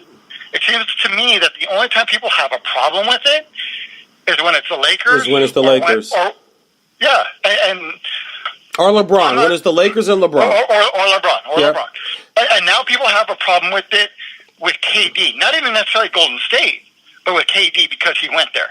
But KD was a free agent, though. Right. That's what I always tell people. He was a free agent. He didn't say, get me out of Oklahoma City. I want to go to Golden State. And he was a free agent. And when you're a free agent, you can go wherever you want to go. I never complain about a free agent. You're a free agent. You are allowed to go wherever you want to go. Absolutely. And that's where I was going next. Is as much as I didn't like the decision, as much as I may not have liked KD going to Golden State and they want to say it's unfair, this or that, you can say all that. That's fine. You're a free agent. You've put your time in the league. You've earned your stripes. You've paid your dues. Now you can go where you want to go. And if you want to go somewhere where you think you can win a championship or it'll be easier for you to win a championship or whatnot, my hat's off to you. Go do it. If that's what you want to do. If you want to go chase the money, go chase the money.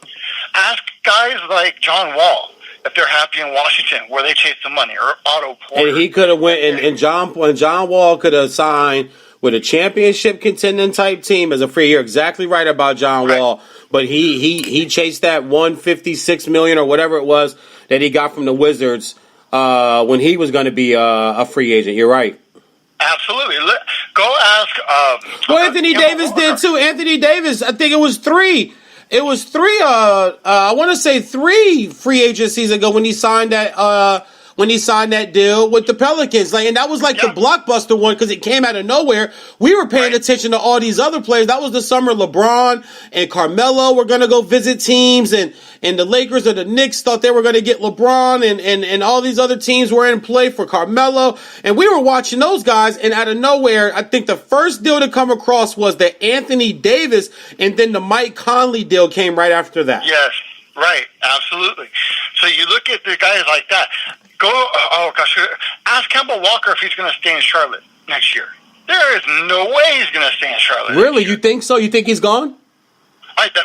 Why is he going to stay? They're not competing for a championship anytime soon. He can get his money anywhere else. People want to say, and we've talked about this too. They say, well, he's not going to get that 5th year. He's not going to get that whatever. It's all about the endorsement deal now anyway. And you don't have to be in New York or L.A. to get that endorsement deal anymore. So if I'm Kemba Walker, I put all this time in. I might love the city of Charlotte. We're not winning a chip here. But how many times? And I agree with that. But my question back to you would be, well, how many teams? Well, it's a 2-part question. So I'll ask you, how many teams are contending for a championship at this present moment right now? Well, right now it's just one. Okay, so it's Golden State. So I don't think there's anybody this year that beats Golden State in a 7-game series. I just don't. So, but contending. So, would you say Boston is a contender? Yes or no? Oh, absolutely. Toronto a contender? Yes or no?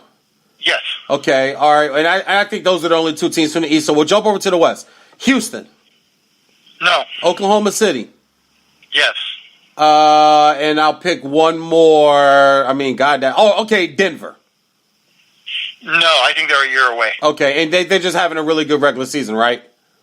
I think they're having a good regular season. I think they're going to be a tough out no matter who gets them in the playoffs. Uh-huh. It would not surprise me if they end up in the conference finals. I think they're that good. And what I like about them is they play old school ball. They're passing. They play defense. They do things well. The reason why I don't think they're going to go to the finals is you've got that juggernaut in Golden State.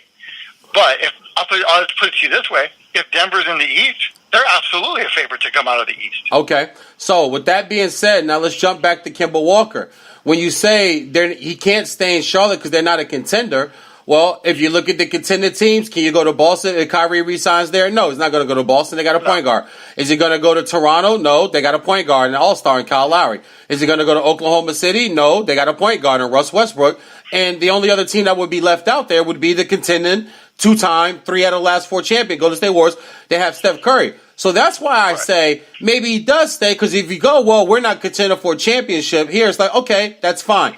Write down the teams you would like to go to. When he writes them down, then I'm just going to go down the list. If I'm his agent, a friend, a homeboy, an associate, a teammate, whatever, I'm going to go down the list and go, okay, so you want to contend for a championship. Well, you want to go there? They're not contending. You want to go there? They're not contending. You want to go there, there, and there. They all have 3 all-star starting point guards right now. So I'm going to tell you where I think he can go and make an impact and put a team on the next level, and that's Milwaukee. Milwaukee is a team I would be careful. You look at Milwaukee, you pair him with Giannis down there. Giannis has already said, now I don't know how much of this is lip service and how much of this is the truth, but Giannis has already said he wants to stay in Milwaukee. He doesn't want to go to a big market like LA or New York or Boston. So, that's a possibility. When I look at Kemba Walker, I think possibly Milwaukee, because they're right up. I think they're either the top seed or the second seed in the East right now. Yeah. You pair him with Giannis, now you've got something to contend with in the East. If there's no other team but the Lakers that are going to be in play, because of course we've all read it, we've all heard it, that Rich Paul and Clutch Sports and Anthony Davis are preparing a statement to let every other team know he won't re-sign with you. Don't trade for him, which I think is really childish. To me, this whole ordeal and the way the NBA is shaped up to be is just ridiculous. Now it's, I want to go here, I want to go there. I mean, if it's that way, then don't have a draft no more. Just let players pick where they want to go or try out for teams. Let's hold tryouts now. I mean, damn a draft, because players are going to say, well, oh, I'm so happy to be here and this and that. I just want to play for this franchise or that franchise. And a year or two goes by and it's like, I don't want to be here. I want to go play here. I want to go play there. So if it just just comes down to LA, just hypothetically speaking, and this doesn't put you on the edge. This is just a question that you guys can even toss around and while you're working in the control room over there at Spectrum. If you are the Lakers, who do you say is off limits if it comes down to it? Or do you say, okay, if you want Ball, because if I'm New Orleans, I make this, listen, when teams find out players don't want to be there, if I'm a GM, yeah, we'll get you out, bro, because I don't want nobody that's going to be here. But I'm not doing this your way. I'm not doing this on your terms. We're doing this what's best for the franchise because you don't want to be here, so you're not part of this anymore anyway. You're not part of this anymore. You don't want to be here. You're still here, but you don't want to be here, so you're not part of this. So we're going to make our decisions for us. We're not looking out for you anymore because obviously you don't want to look out for us. It's a cold-hearted business. I get it. So if I'm New Orleans, I tell LA when this isn't going to be no little light move, or we'll hold on to them until next year, and we'll try this with somebody else next year when it comes to trading them. But if you're the Lakers and you say somebody's off the board, from all the role players and the player names we're hearing, for you, who is it? And if not anybody, then would you just give them all up? Would I give them all up? No. But outside of LeBron, everybody's on the table. Wow. So if they say Ball, Ingram, Kuzma, and Zubac, you do it? I would not on that one. No. What I'm saying is not on that one. Well, it depends on the package. Individually, I have no problem giving up anybody outside of LeBron. That being said, that doesn't mean I'm going to give you everybody except LeBron. You see what I'm saying? Yeah. I'll give Ball. If you wanted a package of everything we're hearing is it starts with Ball, Kuzma, Zubac, and at least a first rounder. That's already a lot. But now you got to throw somebody in there to make the salaries match, because now you're talking about making things go, because you still want to preserve some cap space for the free agency market. Maybe Caldwell Pope. He would be a guy that I would look at. He's one of your highest paid players. So he's another guy that I might throw in there. Now, we already know that there were rumors earlier this season about KCP wanting to go to Houston. How is that going to factor into anything? Lonzo Ball's camp has already said, hey, we don't want to go to New Orleans. Well, absolutely. They said they want to get a third team in the mix if possible. Right. And a third team in the mix helps the Lakers out as well. So, again, this is not going to be something that's easily done if the Lakers make a deal for it. It's just not. Trades never are. You're seeing a lot more 3 and 14 deals lately over the last few years, especially the big blockbusters, because you don't want to gut your team for any one guy, because then you have to fill the holes with somebody, right? And if you're just filling it with guys in the G League or some guy off the street, it doesn't help you. The guy I would want to hold on to if I'm the Lakers, aside from LeBron, the most is Kyle Kuzma. I think Kuzma got the biggest upside and Josh Hart. Those are the two guys. Kuzma, I'll be honest with you, and I'm a Laker hater, but I will say this: if they pull off this trade some way somehow and they keep Kuzma, they did a damn good job, because Kuzma's the first name that's going to be on everybody's list. Oh, I think so too. I think if I'm New Orleans, I'm looking at Kuzma and I'm looking at Zubac. Those are the first two guys I'm looking at, because Zubac has shown over the last couple of weeks how good he could be. If you haven't been watching the Lakers the last month, Zubac, if he can get consistent, that's the thing. He's got to be consistent. Same with Kuzma. But they show flashes of how good they could be. And I like Zubac a lot. He's like Yasiel Puig to me. I would hate to see him go, but I would understand. So those are two guys I would love to keep. But you're talking about AD, a guy who's 25. But my issues with AD are very similar to what they were with LeBron and that you and I discussed in the offseason, is he gets hurt. Yeah. And he gets hurt a lot. A lot. He gets hurt a lot. Right. And when you're a big man, once you start getting hurt, it doesn't really slow down all that much. So that's my concern with AD. His basketball skills are great, but does he have the physical ability to stay healthy? That's going to be my biggest question going forward with a guy like Anthony Davis. Now, do I think he's coming to the Lakers, before next week? I would be surprised. And that's the trade deadline. The trade deadline's next week. That was going to be my next question. Does this get done before the trade deadline, or is this going to have to wait? If the Lakers are going to get him sooner rather than later, it has to happen this week. Because once it goes into the off season and Boston can get involved, New Orleans may say, you know what? I'm sending you to Boston anyway. Too bad. I can get a better deal from Boston. And you have to just play 1 year in Boston and then be a free agent as in 2020. Does the report that they're not going to re-sign with anybody else? To me, that's smoke and mirrors. As a GM, does that scare you away, or does that make you go, well, I could convince him to stay here? Kind of like with Kawhi Leonard in Toronto, kind of like with Oklahoma City and Paul George. Are you the GM? Is Luis Estrada the GM that goes, you know what, we're not going to deal with that headache, we're out? Or, you know what, we can get him to stay here. Let's get him here, and let's work on that once we get him here. Are you that GM? If I'm in Boston, I am. Because if I'm in Boston, I'm that close to a championship. I'm as close as I can get without getting one. A guy like Anthony Davis makes my series with Golden State a possibility that I can walk out with, winning 4 games out of 7. So in Boston, to get the opportunity at number 18, I think you have to take it. I absolutely think you have to take it. If you're Toronto, no, I don't take it. Why?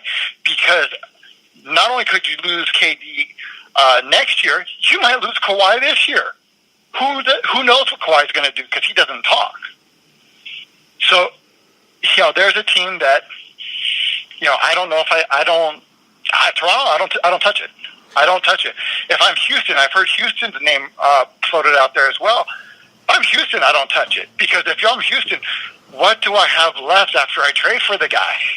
And they're already hurting with injuries in their bench anyway right now. What about the Knicks? The Knicks names have come out there, possibly having the number 1 overall pick, maybe Knox, maybe Hardaway Jr., even Porzingis' name has kind of been thrown in there. If you're the Knicks, do you try to go after it and say, let's get him here to a big market, let's show him New York, let's show him that we are going to really, really build around him?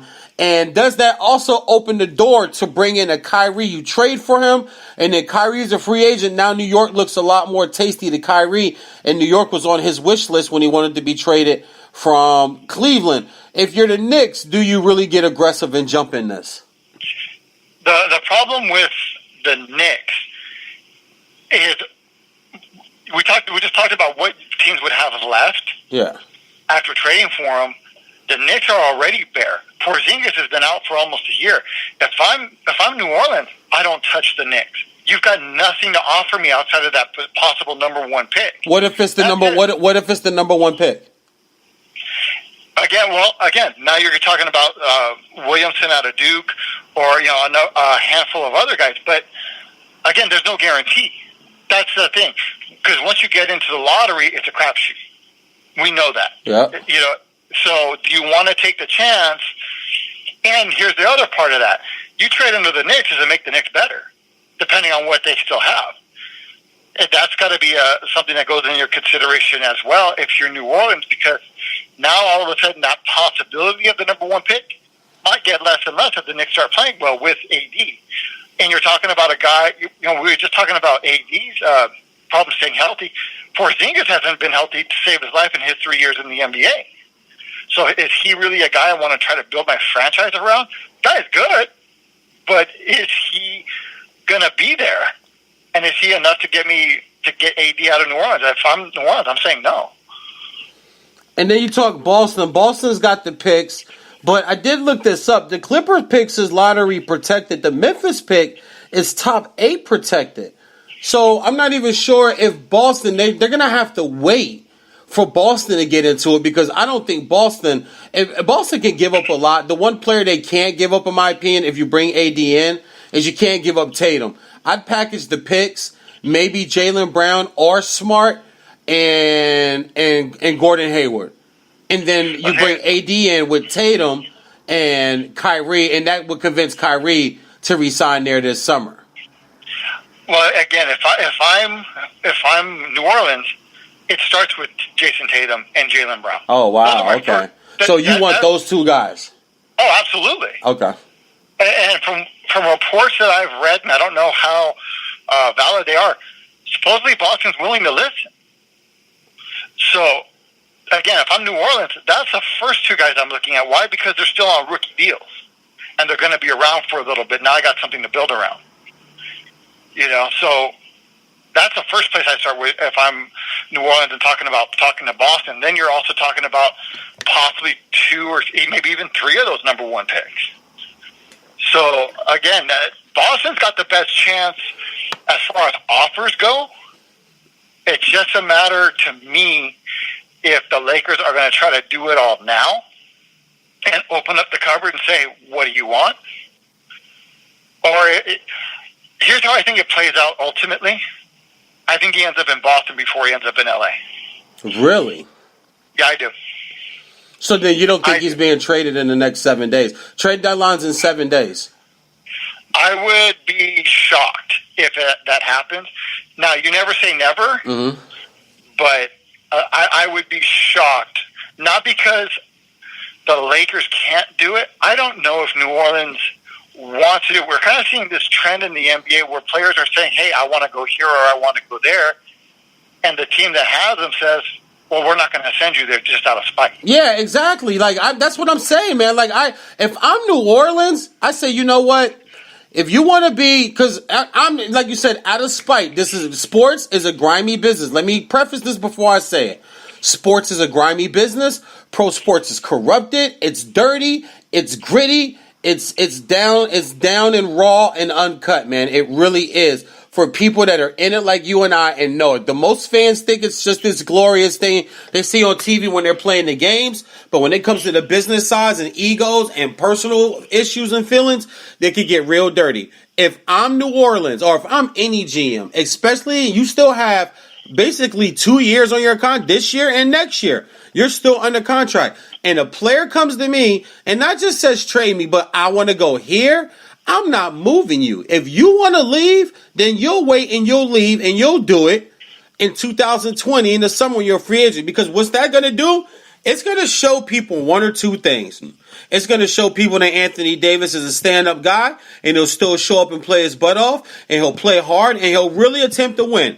Or to show people that Anthony Davis that I believe we've seen since Chris Broussard and some of these other media people in LeBron's camp started this story that we want AD, we want the Lakers, Brass, and Magic to go get AD and bring AD in here from the dinner that they had. From now, you look at his demeanor, and to me, he's still going out and playing because you love the game, so you're gonna go out and put up. And he's doing 30-13 right now. He's having a phenomenal year. He's having a phenomenal season. But his body language has got to be really, really pissing his teammates off. And I would be an owner or GM that goes, okay, we're going to keep you here. And we want the next team to see what they're getting. We want the next team to see what they're getting. And then I start to rebuild my team even with him still there. You're not going to make the playoffs this year. Let's say the Pelicans end up with the number one pick. We don't know. We know how the draft goes, man. We know how that lottery shit goes.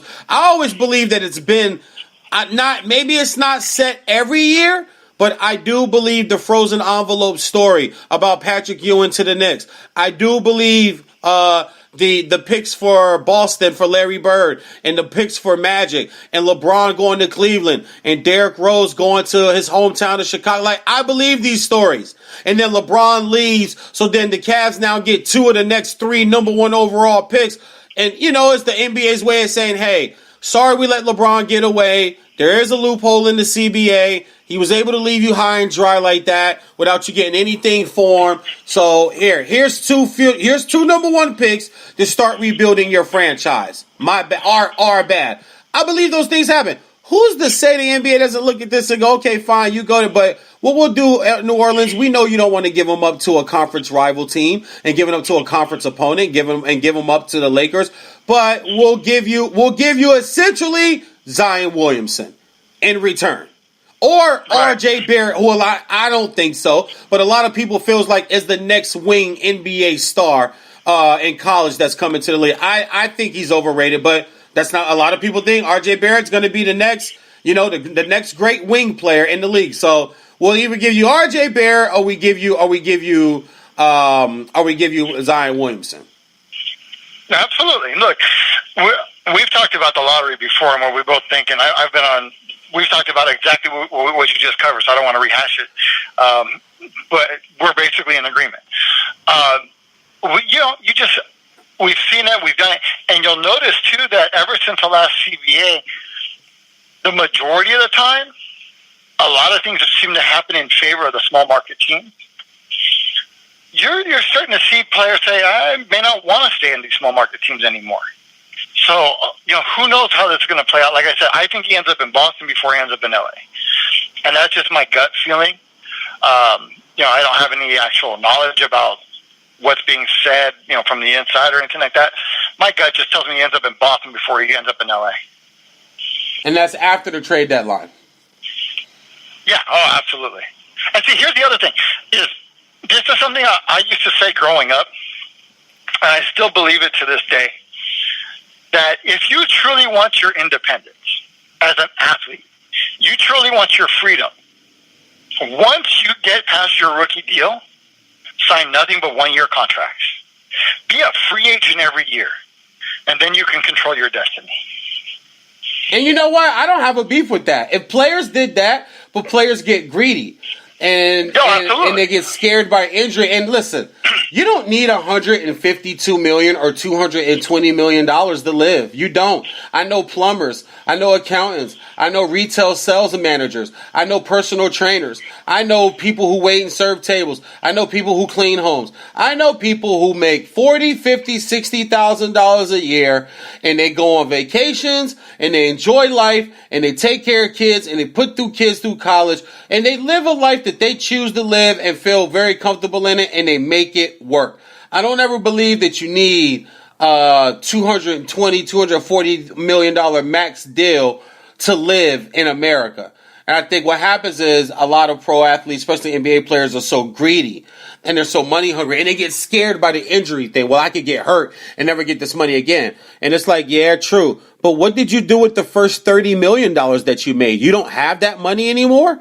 You don't have half of it anymore? It's been 5 years. You spent $30 million in 5 years? And I agree with you. Once you get past your rookie contract and you get an endorsement deal, once you hit about $20 to $25 million of a cured salary, you should never be broke again in your life. And signing a $150 or $200 million deal should never come into play. You should always be able to go, because you don't get it all that year anyway. You're going to get 25 this year taxed. Then you're going to get 27 next year taxed. Then you'll get 29, and then it'll fluctuate. The further the deal goes on, then it really blows up. It's back heavy loaded, which means the team can then cut you. See where we are as a franchise, and either trade you or cut you. Somebody else has got to pay that salary, or you have to pay a portion of it, and another team pays a portion of it. But I like that, man. I'm not even mad at that. Once you get past, I would say not your rookie deal. Once you hit $20 million mark of money that you have and money that you've made, 1-year deals, man. It should be just give me 30 for 1 year. Give me 30 for 1 year, and we'll talk about it again.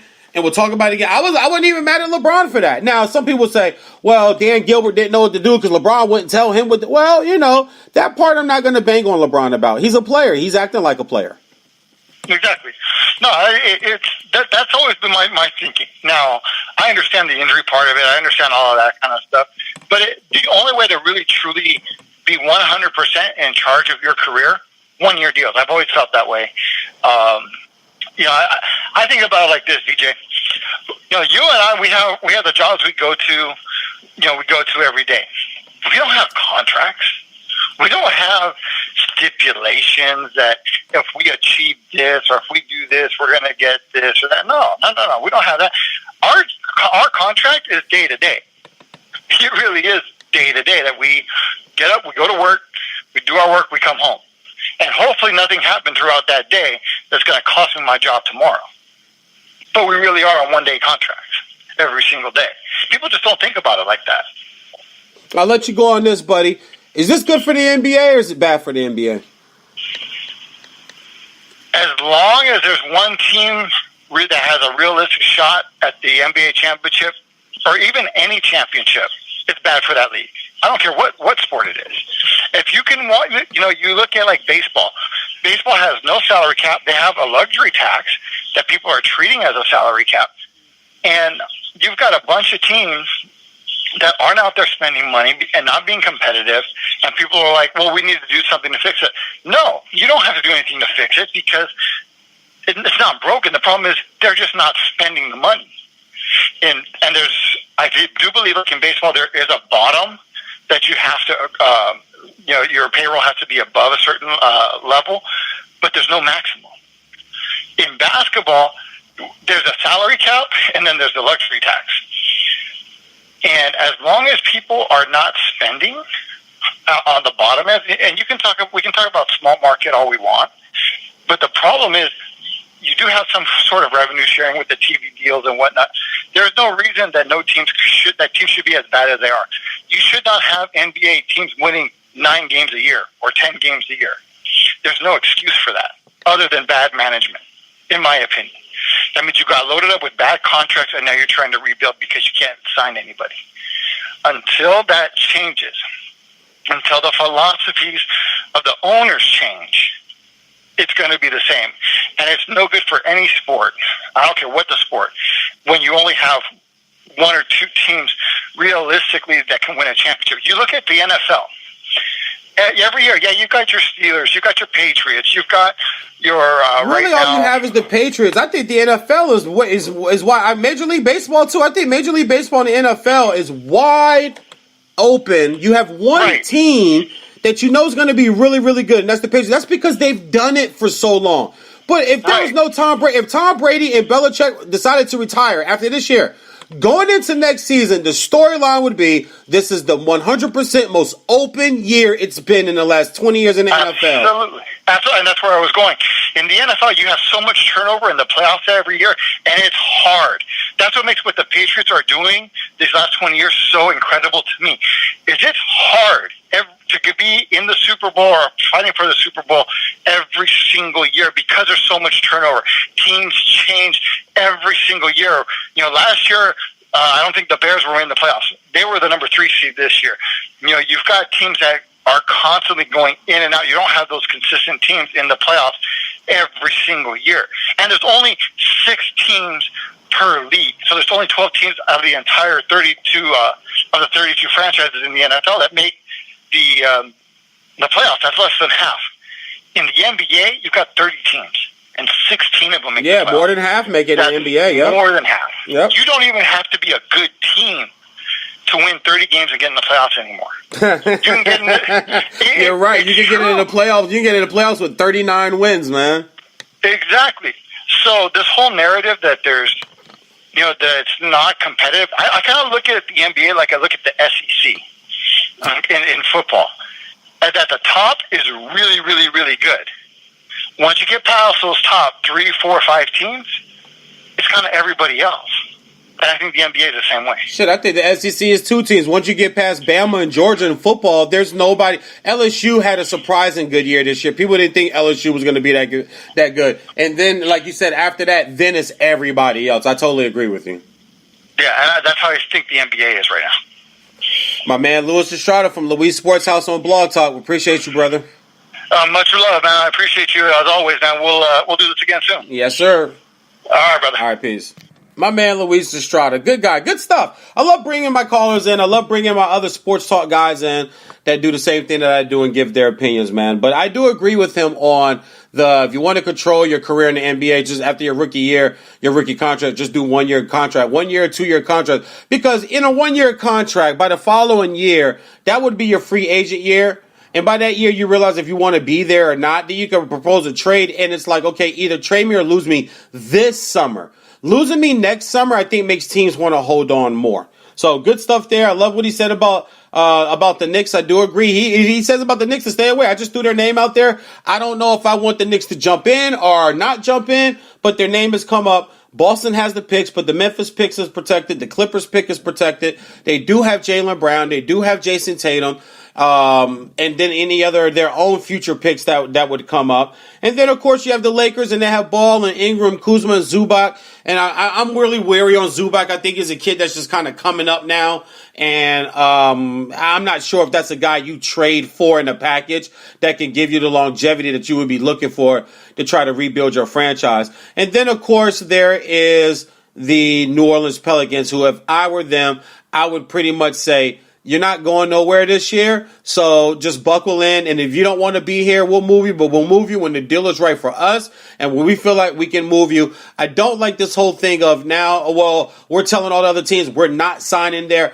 That type of mind control over somebody, I just don't agree with. And I'm telling y'all right now, you can call it what you want to call it, but LeBron is great with mind control, man. I will give him so much credit on that. He controls these guys to sign these long-term deals to stick around. He went and had Kevin Love show up at the Beverly Hills Palm Hotel out here with at a pool party to sit and talk to him after the year that they had lost to Golden State to sign that extension to come back when Kevin Love was going to be a free agent.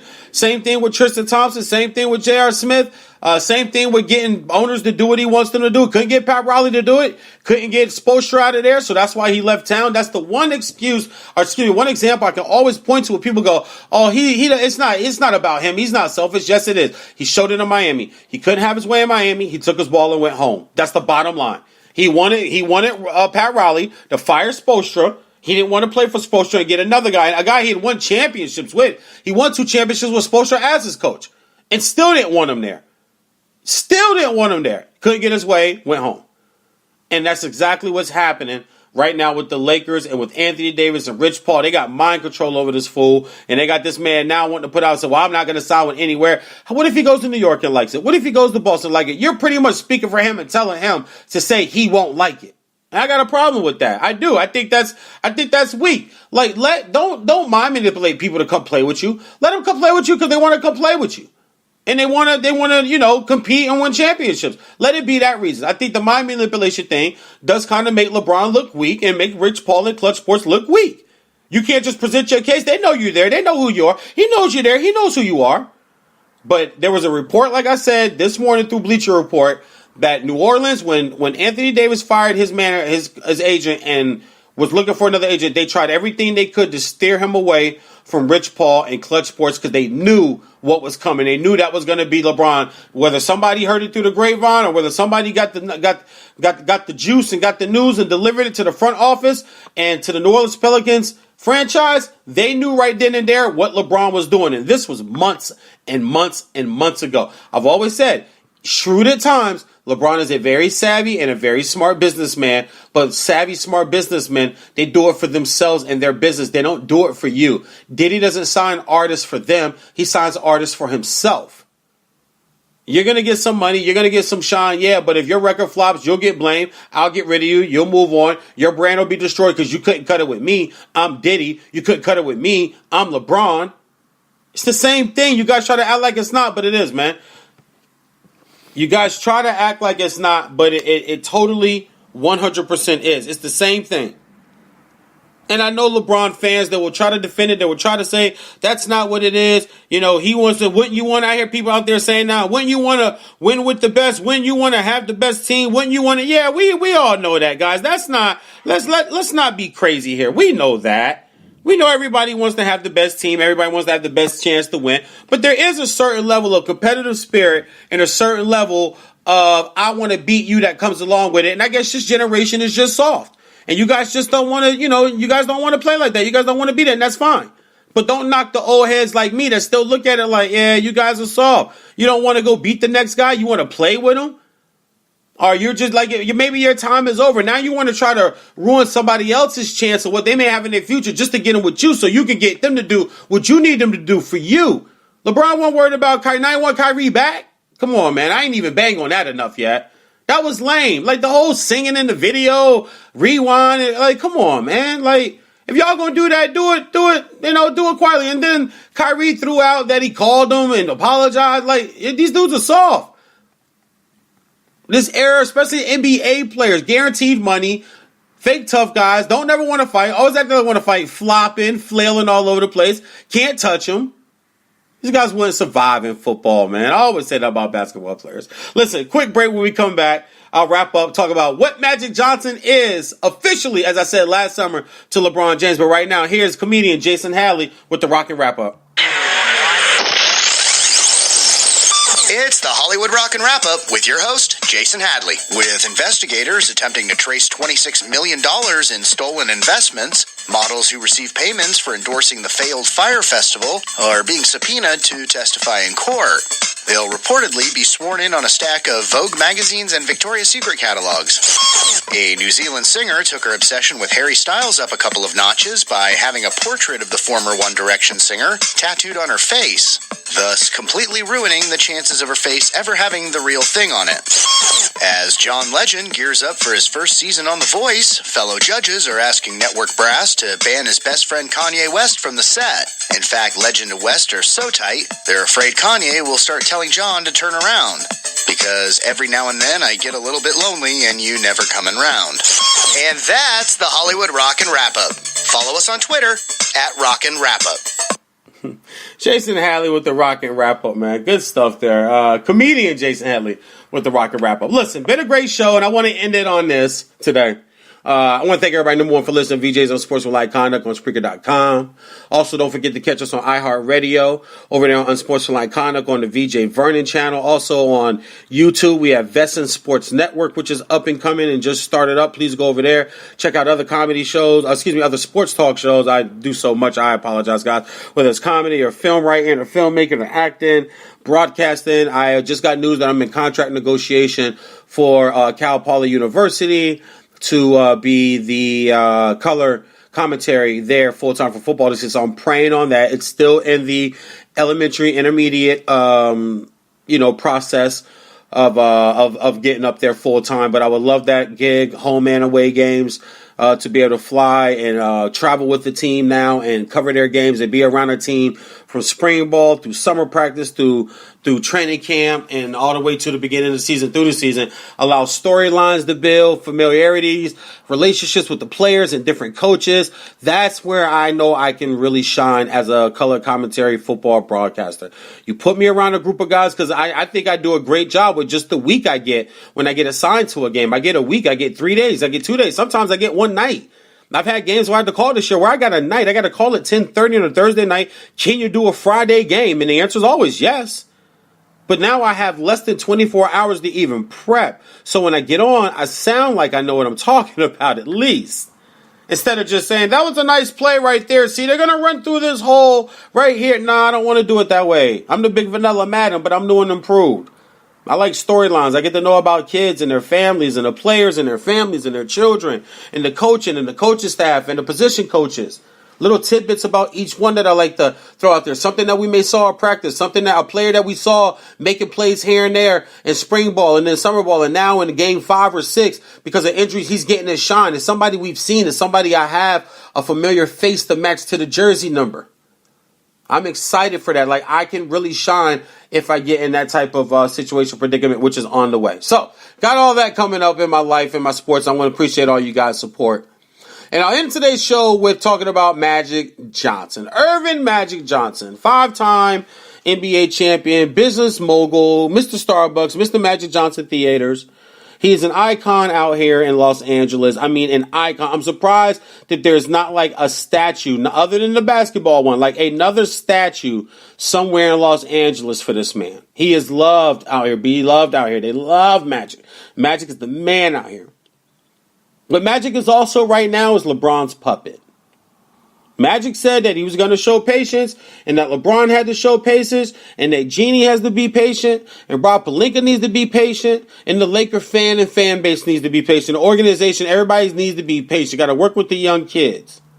And now you're ready to ship everybody off because you decided to sign a guy who has done this wherever he's gone, and all you really care about now is almost irrelevancy, and that's almost like a slap in the face to real true Laker history. Laker history and Laker fans don't care about relevancy. They don't care about being relevant. They want championships. Early in the show, you heard me say that they're delusional fans sometimes. Delusional fans, because they want championships. And just some years when they think they have a shot, they just don't. But they don't talk about being relevant. They talk about being champions. You signed LeBron to be relevant, I believe. I really do believe that. So we can just get the Lakers talking again. Get everybody talking about the Lakers again. But you still got to go on the court and win games. And there was going to be all these trades and all these players you were going to get, and you didn't land any of them. And I told people before, and a lot of people feel this way. It's not just me. I'm not reinventing the wheel here. I'm just one of the spokes. But a lot of people said Magic didn't land LeBron. LeBron chose L.A. He chose to come here. He was coming here anyway. He wants to still play basketball. You going to go play for the Clippers? No. You don't go to the bench try to play with Golden State? No, he can't do that. They can't fit. They're not going to pay him what he wants. And then he probably doesn't want to play for them. He's got a thing against them. They got a thing against him. I like it. It's okay to not like each other. It's okay to, sports-wise, not like each other. And want to beat somebody's brains in every single time. Beat their butt so bad, every single time they see you or hear about you, they cringe. Or their mood changes. There's nothing wrong with that. We need more of that back in pro sports. But Magic Johnson is showing right now that he's doing everything that he said it wasn't going to happen. And LeBron is just doing what LeBron does. LeBron likes to call the shots. He wants his type of coach. He wants his roster and his team. He wants to pretty much beat an owner and he wants to beat a player, the owner, and the GM. I got no beef with it, but it is what it is. Stop acting like that's not it. I got no beef with it, but don't try to act like that's not his thing. That's not what he's doing. That's not part of his ego. It is. It's okay to say it is and still be a LeBron fan. And it's okay to say it is and still not be a LeBron fan. Earlier in the show, I said, I promise I will no longer call LeBron fans groupies, fanboys. We got to get away from that. As long as LeBron fans stop calling non-LeBron fans haters. We're not haters. We just see things differently. It's about perception. We see things differently. He's a manipulator. He is. He's a manipulator. Sorry. I'm sorry you don't like that word, but he does. He's done it before. But it's looked at as, oh, well, he got him his money. He got him his money. These players are going to get their money. As again, well, was Tristan going to get $90 million? No. But Tristan Thompson need $90 million? No. Nobody needs $90 million to live. Is he worth $90 million? No. He's a basic rebounder. He doesn't have a guy to penetrate and throw him lobs now, or penetrate that people leave him to go stop them, and it makes him open for a dump down pass dunk, or a put back dunk, or a lob dunk. He doesn't have that. He can't do nothing on his own. Give him the ball in the post and say, go get me 10 points this quarter. He can't do that. So he wasn't going to get that money anyway. He's not worth the money that he got. But LeBron has become a master manipulator. And he manipulated Magic Johnson into believing that he was all in on this whole thing about patience. He has no patience because he's too thin-skinned. He cares too much what people think. If I was LeBron, this is actually the year I could just sit back and chill and laugh and go, guys, look, I already know my fan base is going to say I don't have anybody, so I'm not tripping this year. But next year, let's get some people in here. Let me take a little time off this year, and let's go, as far as court play goes, I don't have to average 40 minutes a night and go do all these things. Everybody was talking about giving me a pass for the year started. This is the year we give LeBron a pass. This is the year he gets a pass because the team he's playing with it. You already know all this stuff. He could have really just chilled. But nope. The ego won't let it. He's got to have it his way. It's about him. He's a single child.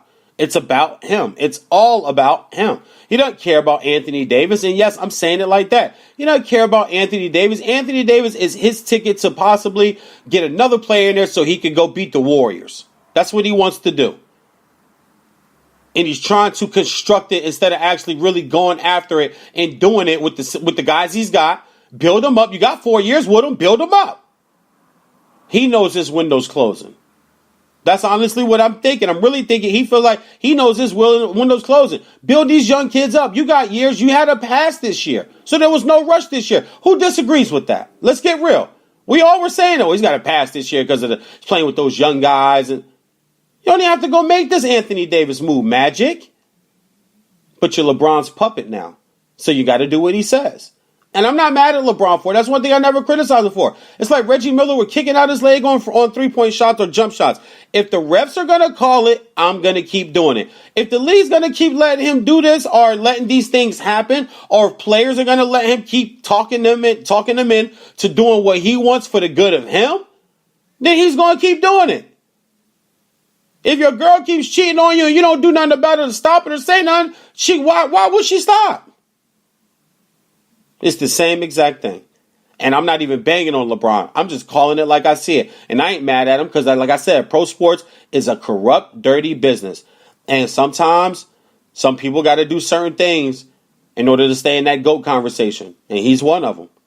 Some people got to do certain things to stay in that relevancy conversation. And he's one of them. I think it's really irked LeBron that he's been out and hasn't really been talked about as much because we're paying more attention to James Harden now.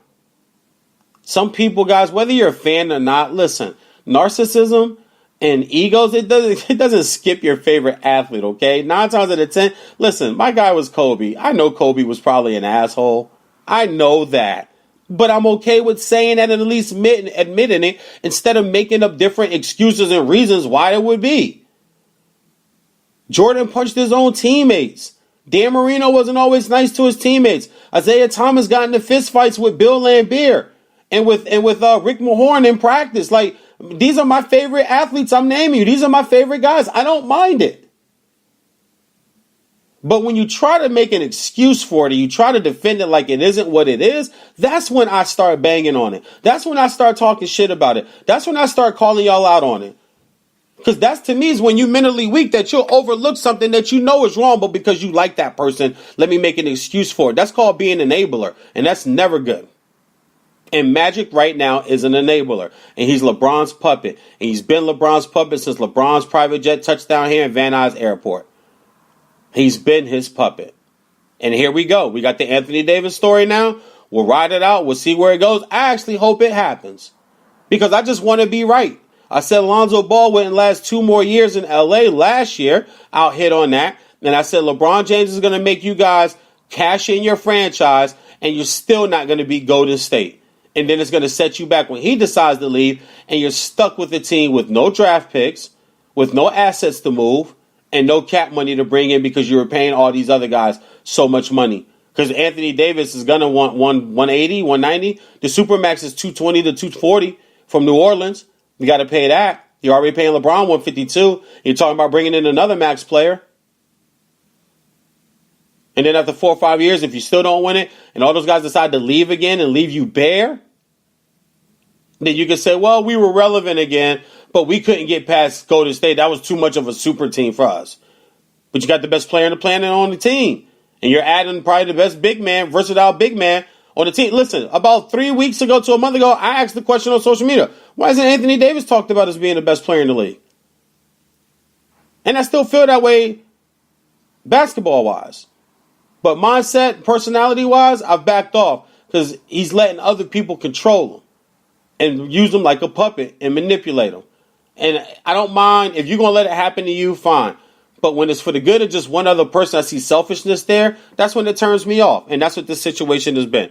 Magic Johnson, you are LeBron's a puppet officially now. Officially. If you wreck the future and all the young talent you got to appease LeBron James, who's going to rip your franchise apart. Great show today, man. Appreciate all you guys listening. Appreciate my man, my guest, Louis Estrada. I hope you guys like the comedian Jason Hadley rockin' wrap up. I'll be playing those as my commercial breaks. Comedian friend of mine, just trying to help them. I think they're funny and I think they're entertaining and they're about current news. And I'm a comedian and current comedy news, so I feel like it fits the show. And I just like to try to network and get my guys and my friends and associates other demographics to listen to them, just like they try to help me on their end. So I hope you guys like those. Be a lot more of those to come. We'll be back either tomorrow morning or Thursday morning, 9 a.m. Not sure. Matter of fact, will not be tomorrow morning. I have an appointment tomorrow morning. So Thursday morning will be the next show, and we'll get a lot more to the Super Bowl as the Super Bowl starts to roll in. And also by then, that's 48 hours from now, if anything else is picked up with trade news with the Lakers, Anthony Davis, the Knickerbockers, the Celtics, all these other teams that may be in play. Now, who knows? With the trading deadline, remember, guys, there's other names out there. You got Marc Gasol from the Grizzlies out there. You got Reggie Jackson from the Pistons. I think they're looking to move him. Caldwell Pope from the Lakers. I think they're looking to move him, and they can use some firepower help and use some help for James Harden there. And Houston, there's some other names that people should really look out for. Look for Golden State to maybe make a name for a bench player to come in that can spell them some minutes on the boards. maybe play some defense and get some boards. And the Lakers will still be in play for somebody. If it's not Anthony Davis, look for a third team to jump in that trade too. So that's a lot to happen over the next 48 hours. If something breaking does happen, I will jump on and at least attempt to give you 45 minutes to an hour of anything that's majorly breaking. All right. Appreciate you guys, man. Y'all stay blessed. And if you can't be good, at least be good at it, man. VJs on Sports Like Conduct, Spreaker.com. I'll holler at y'all tomorrow.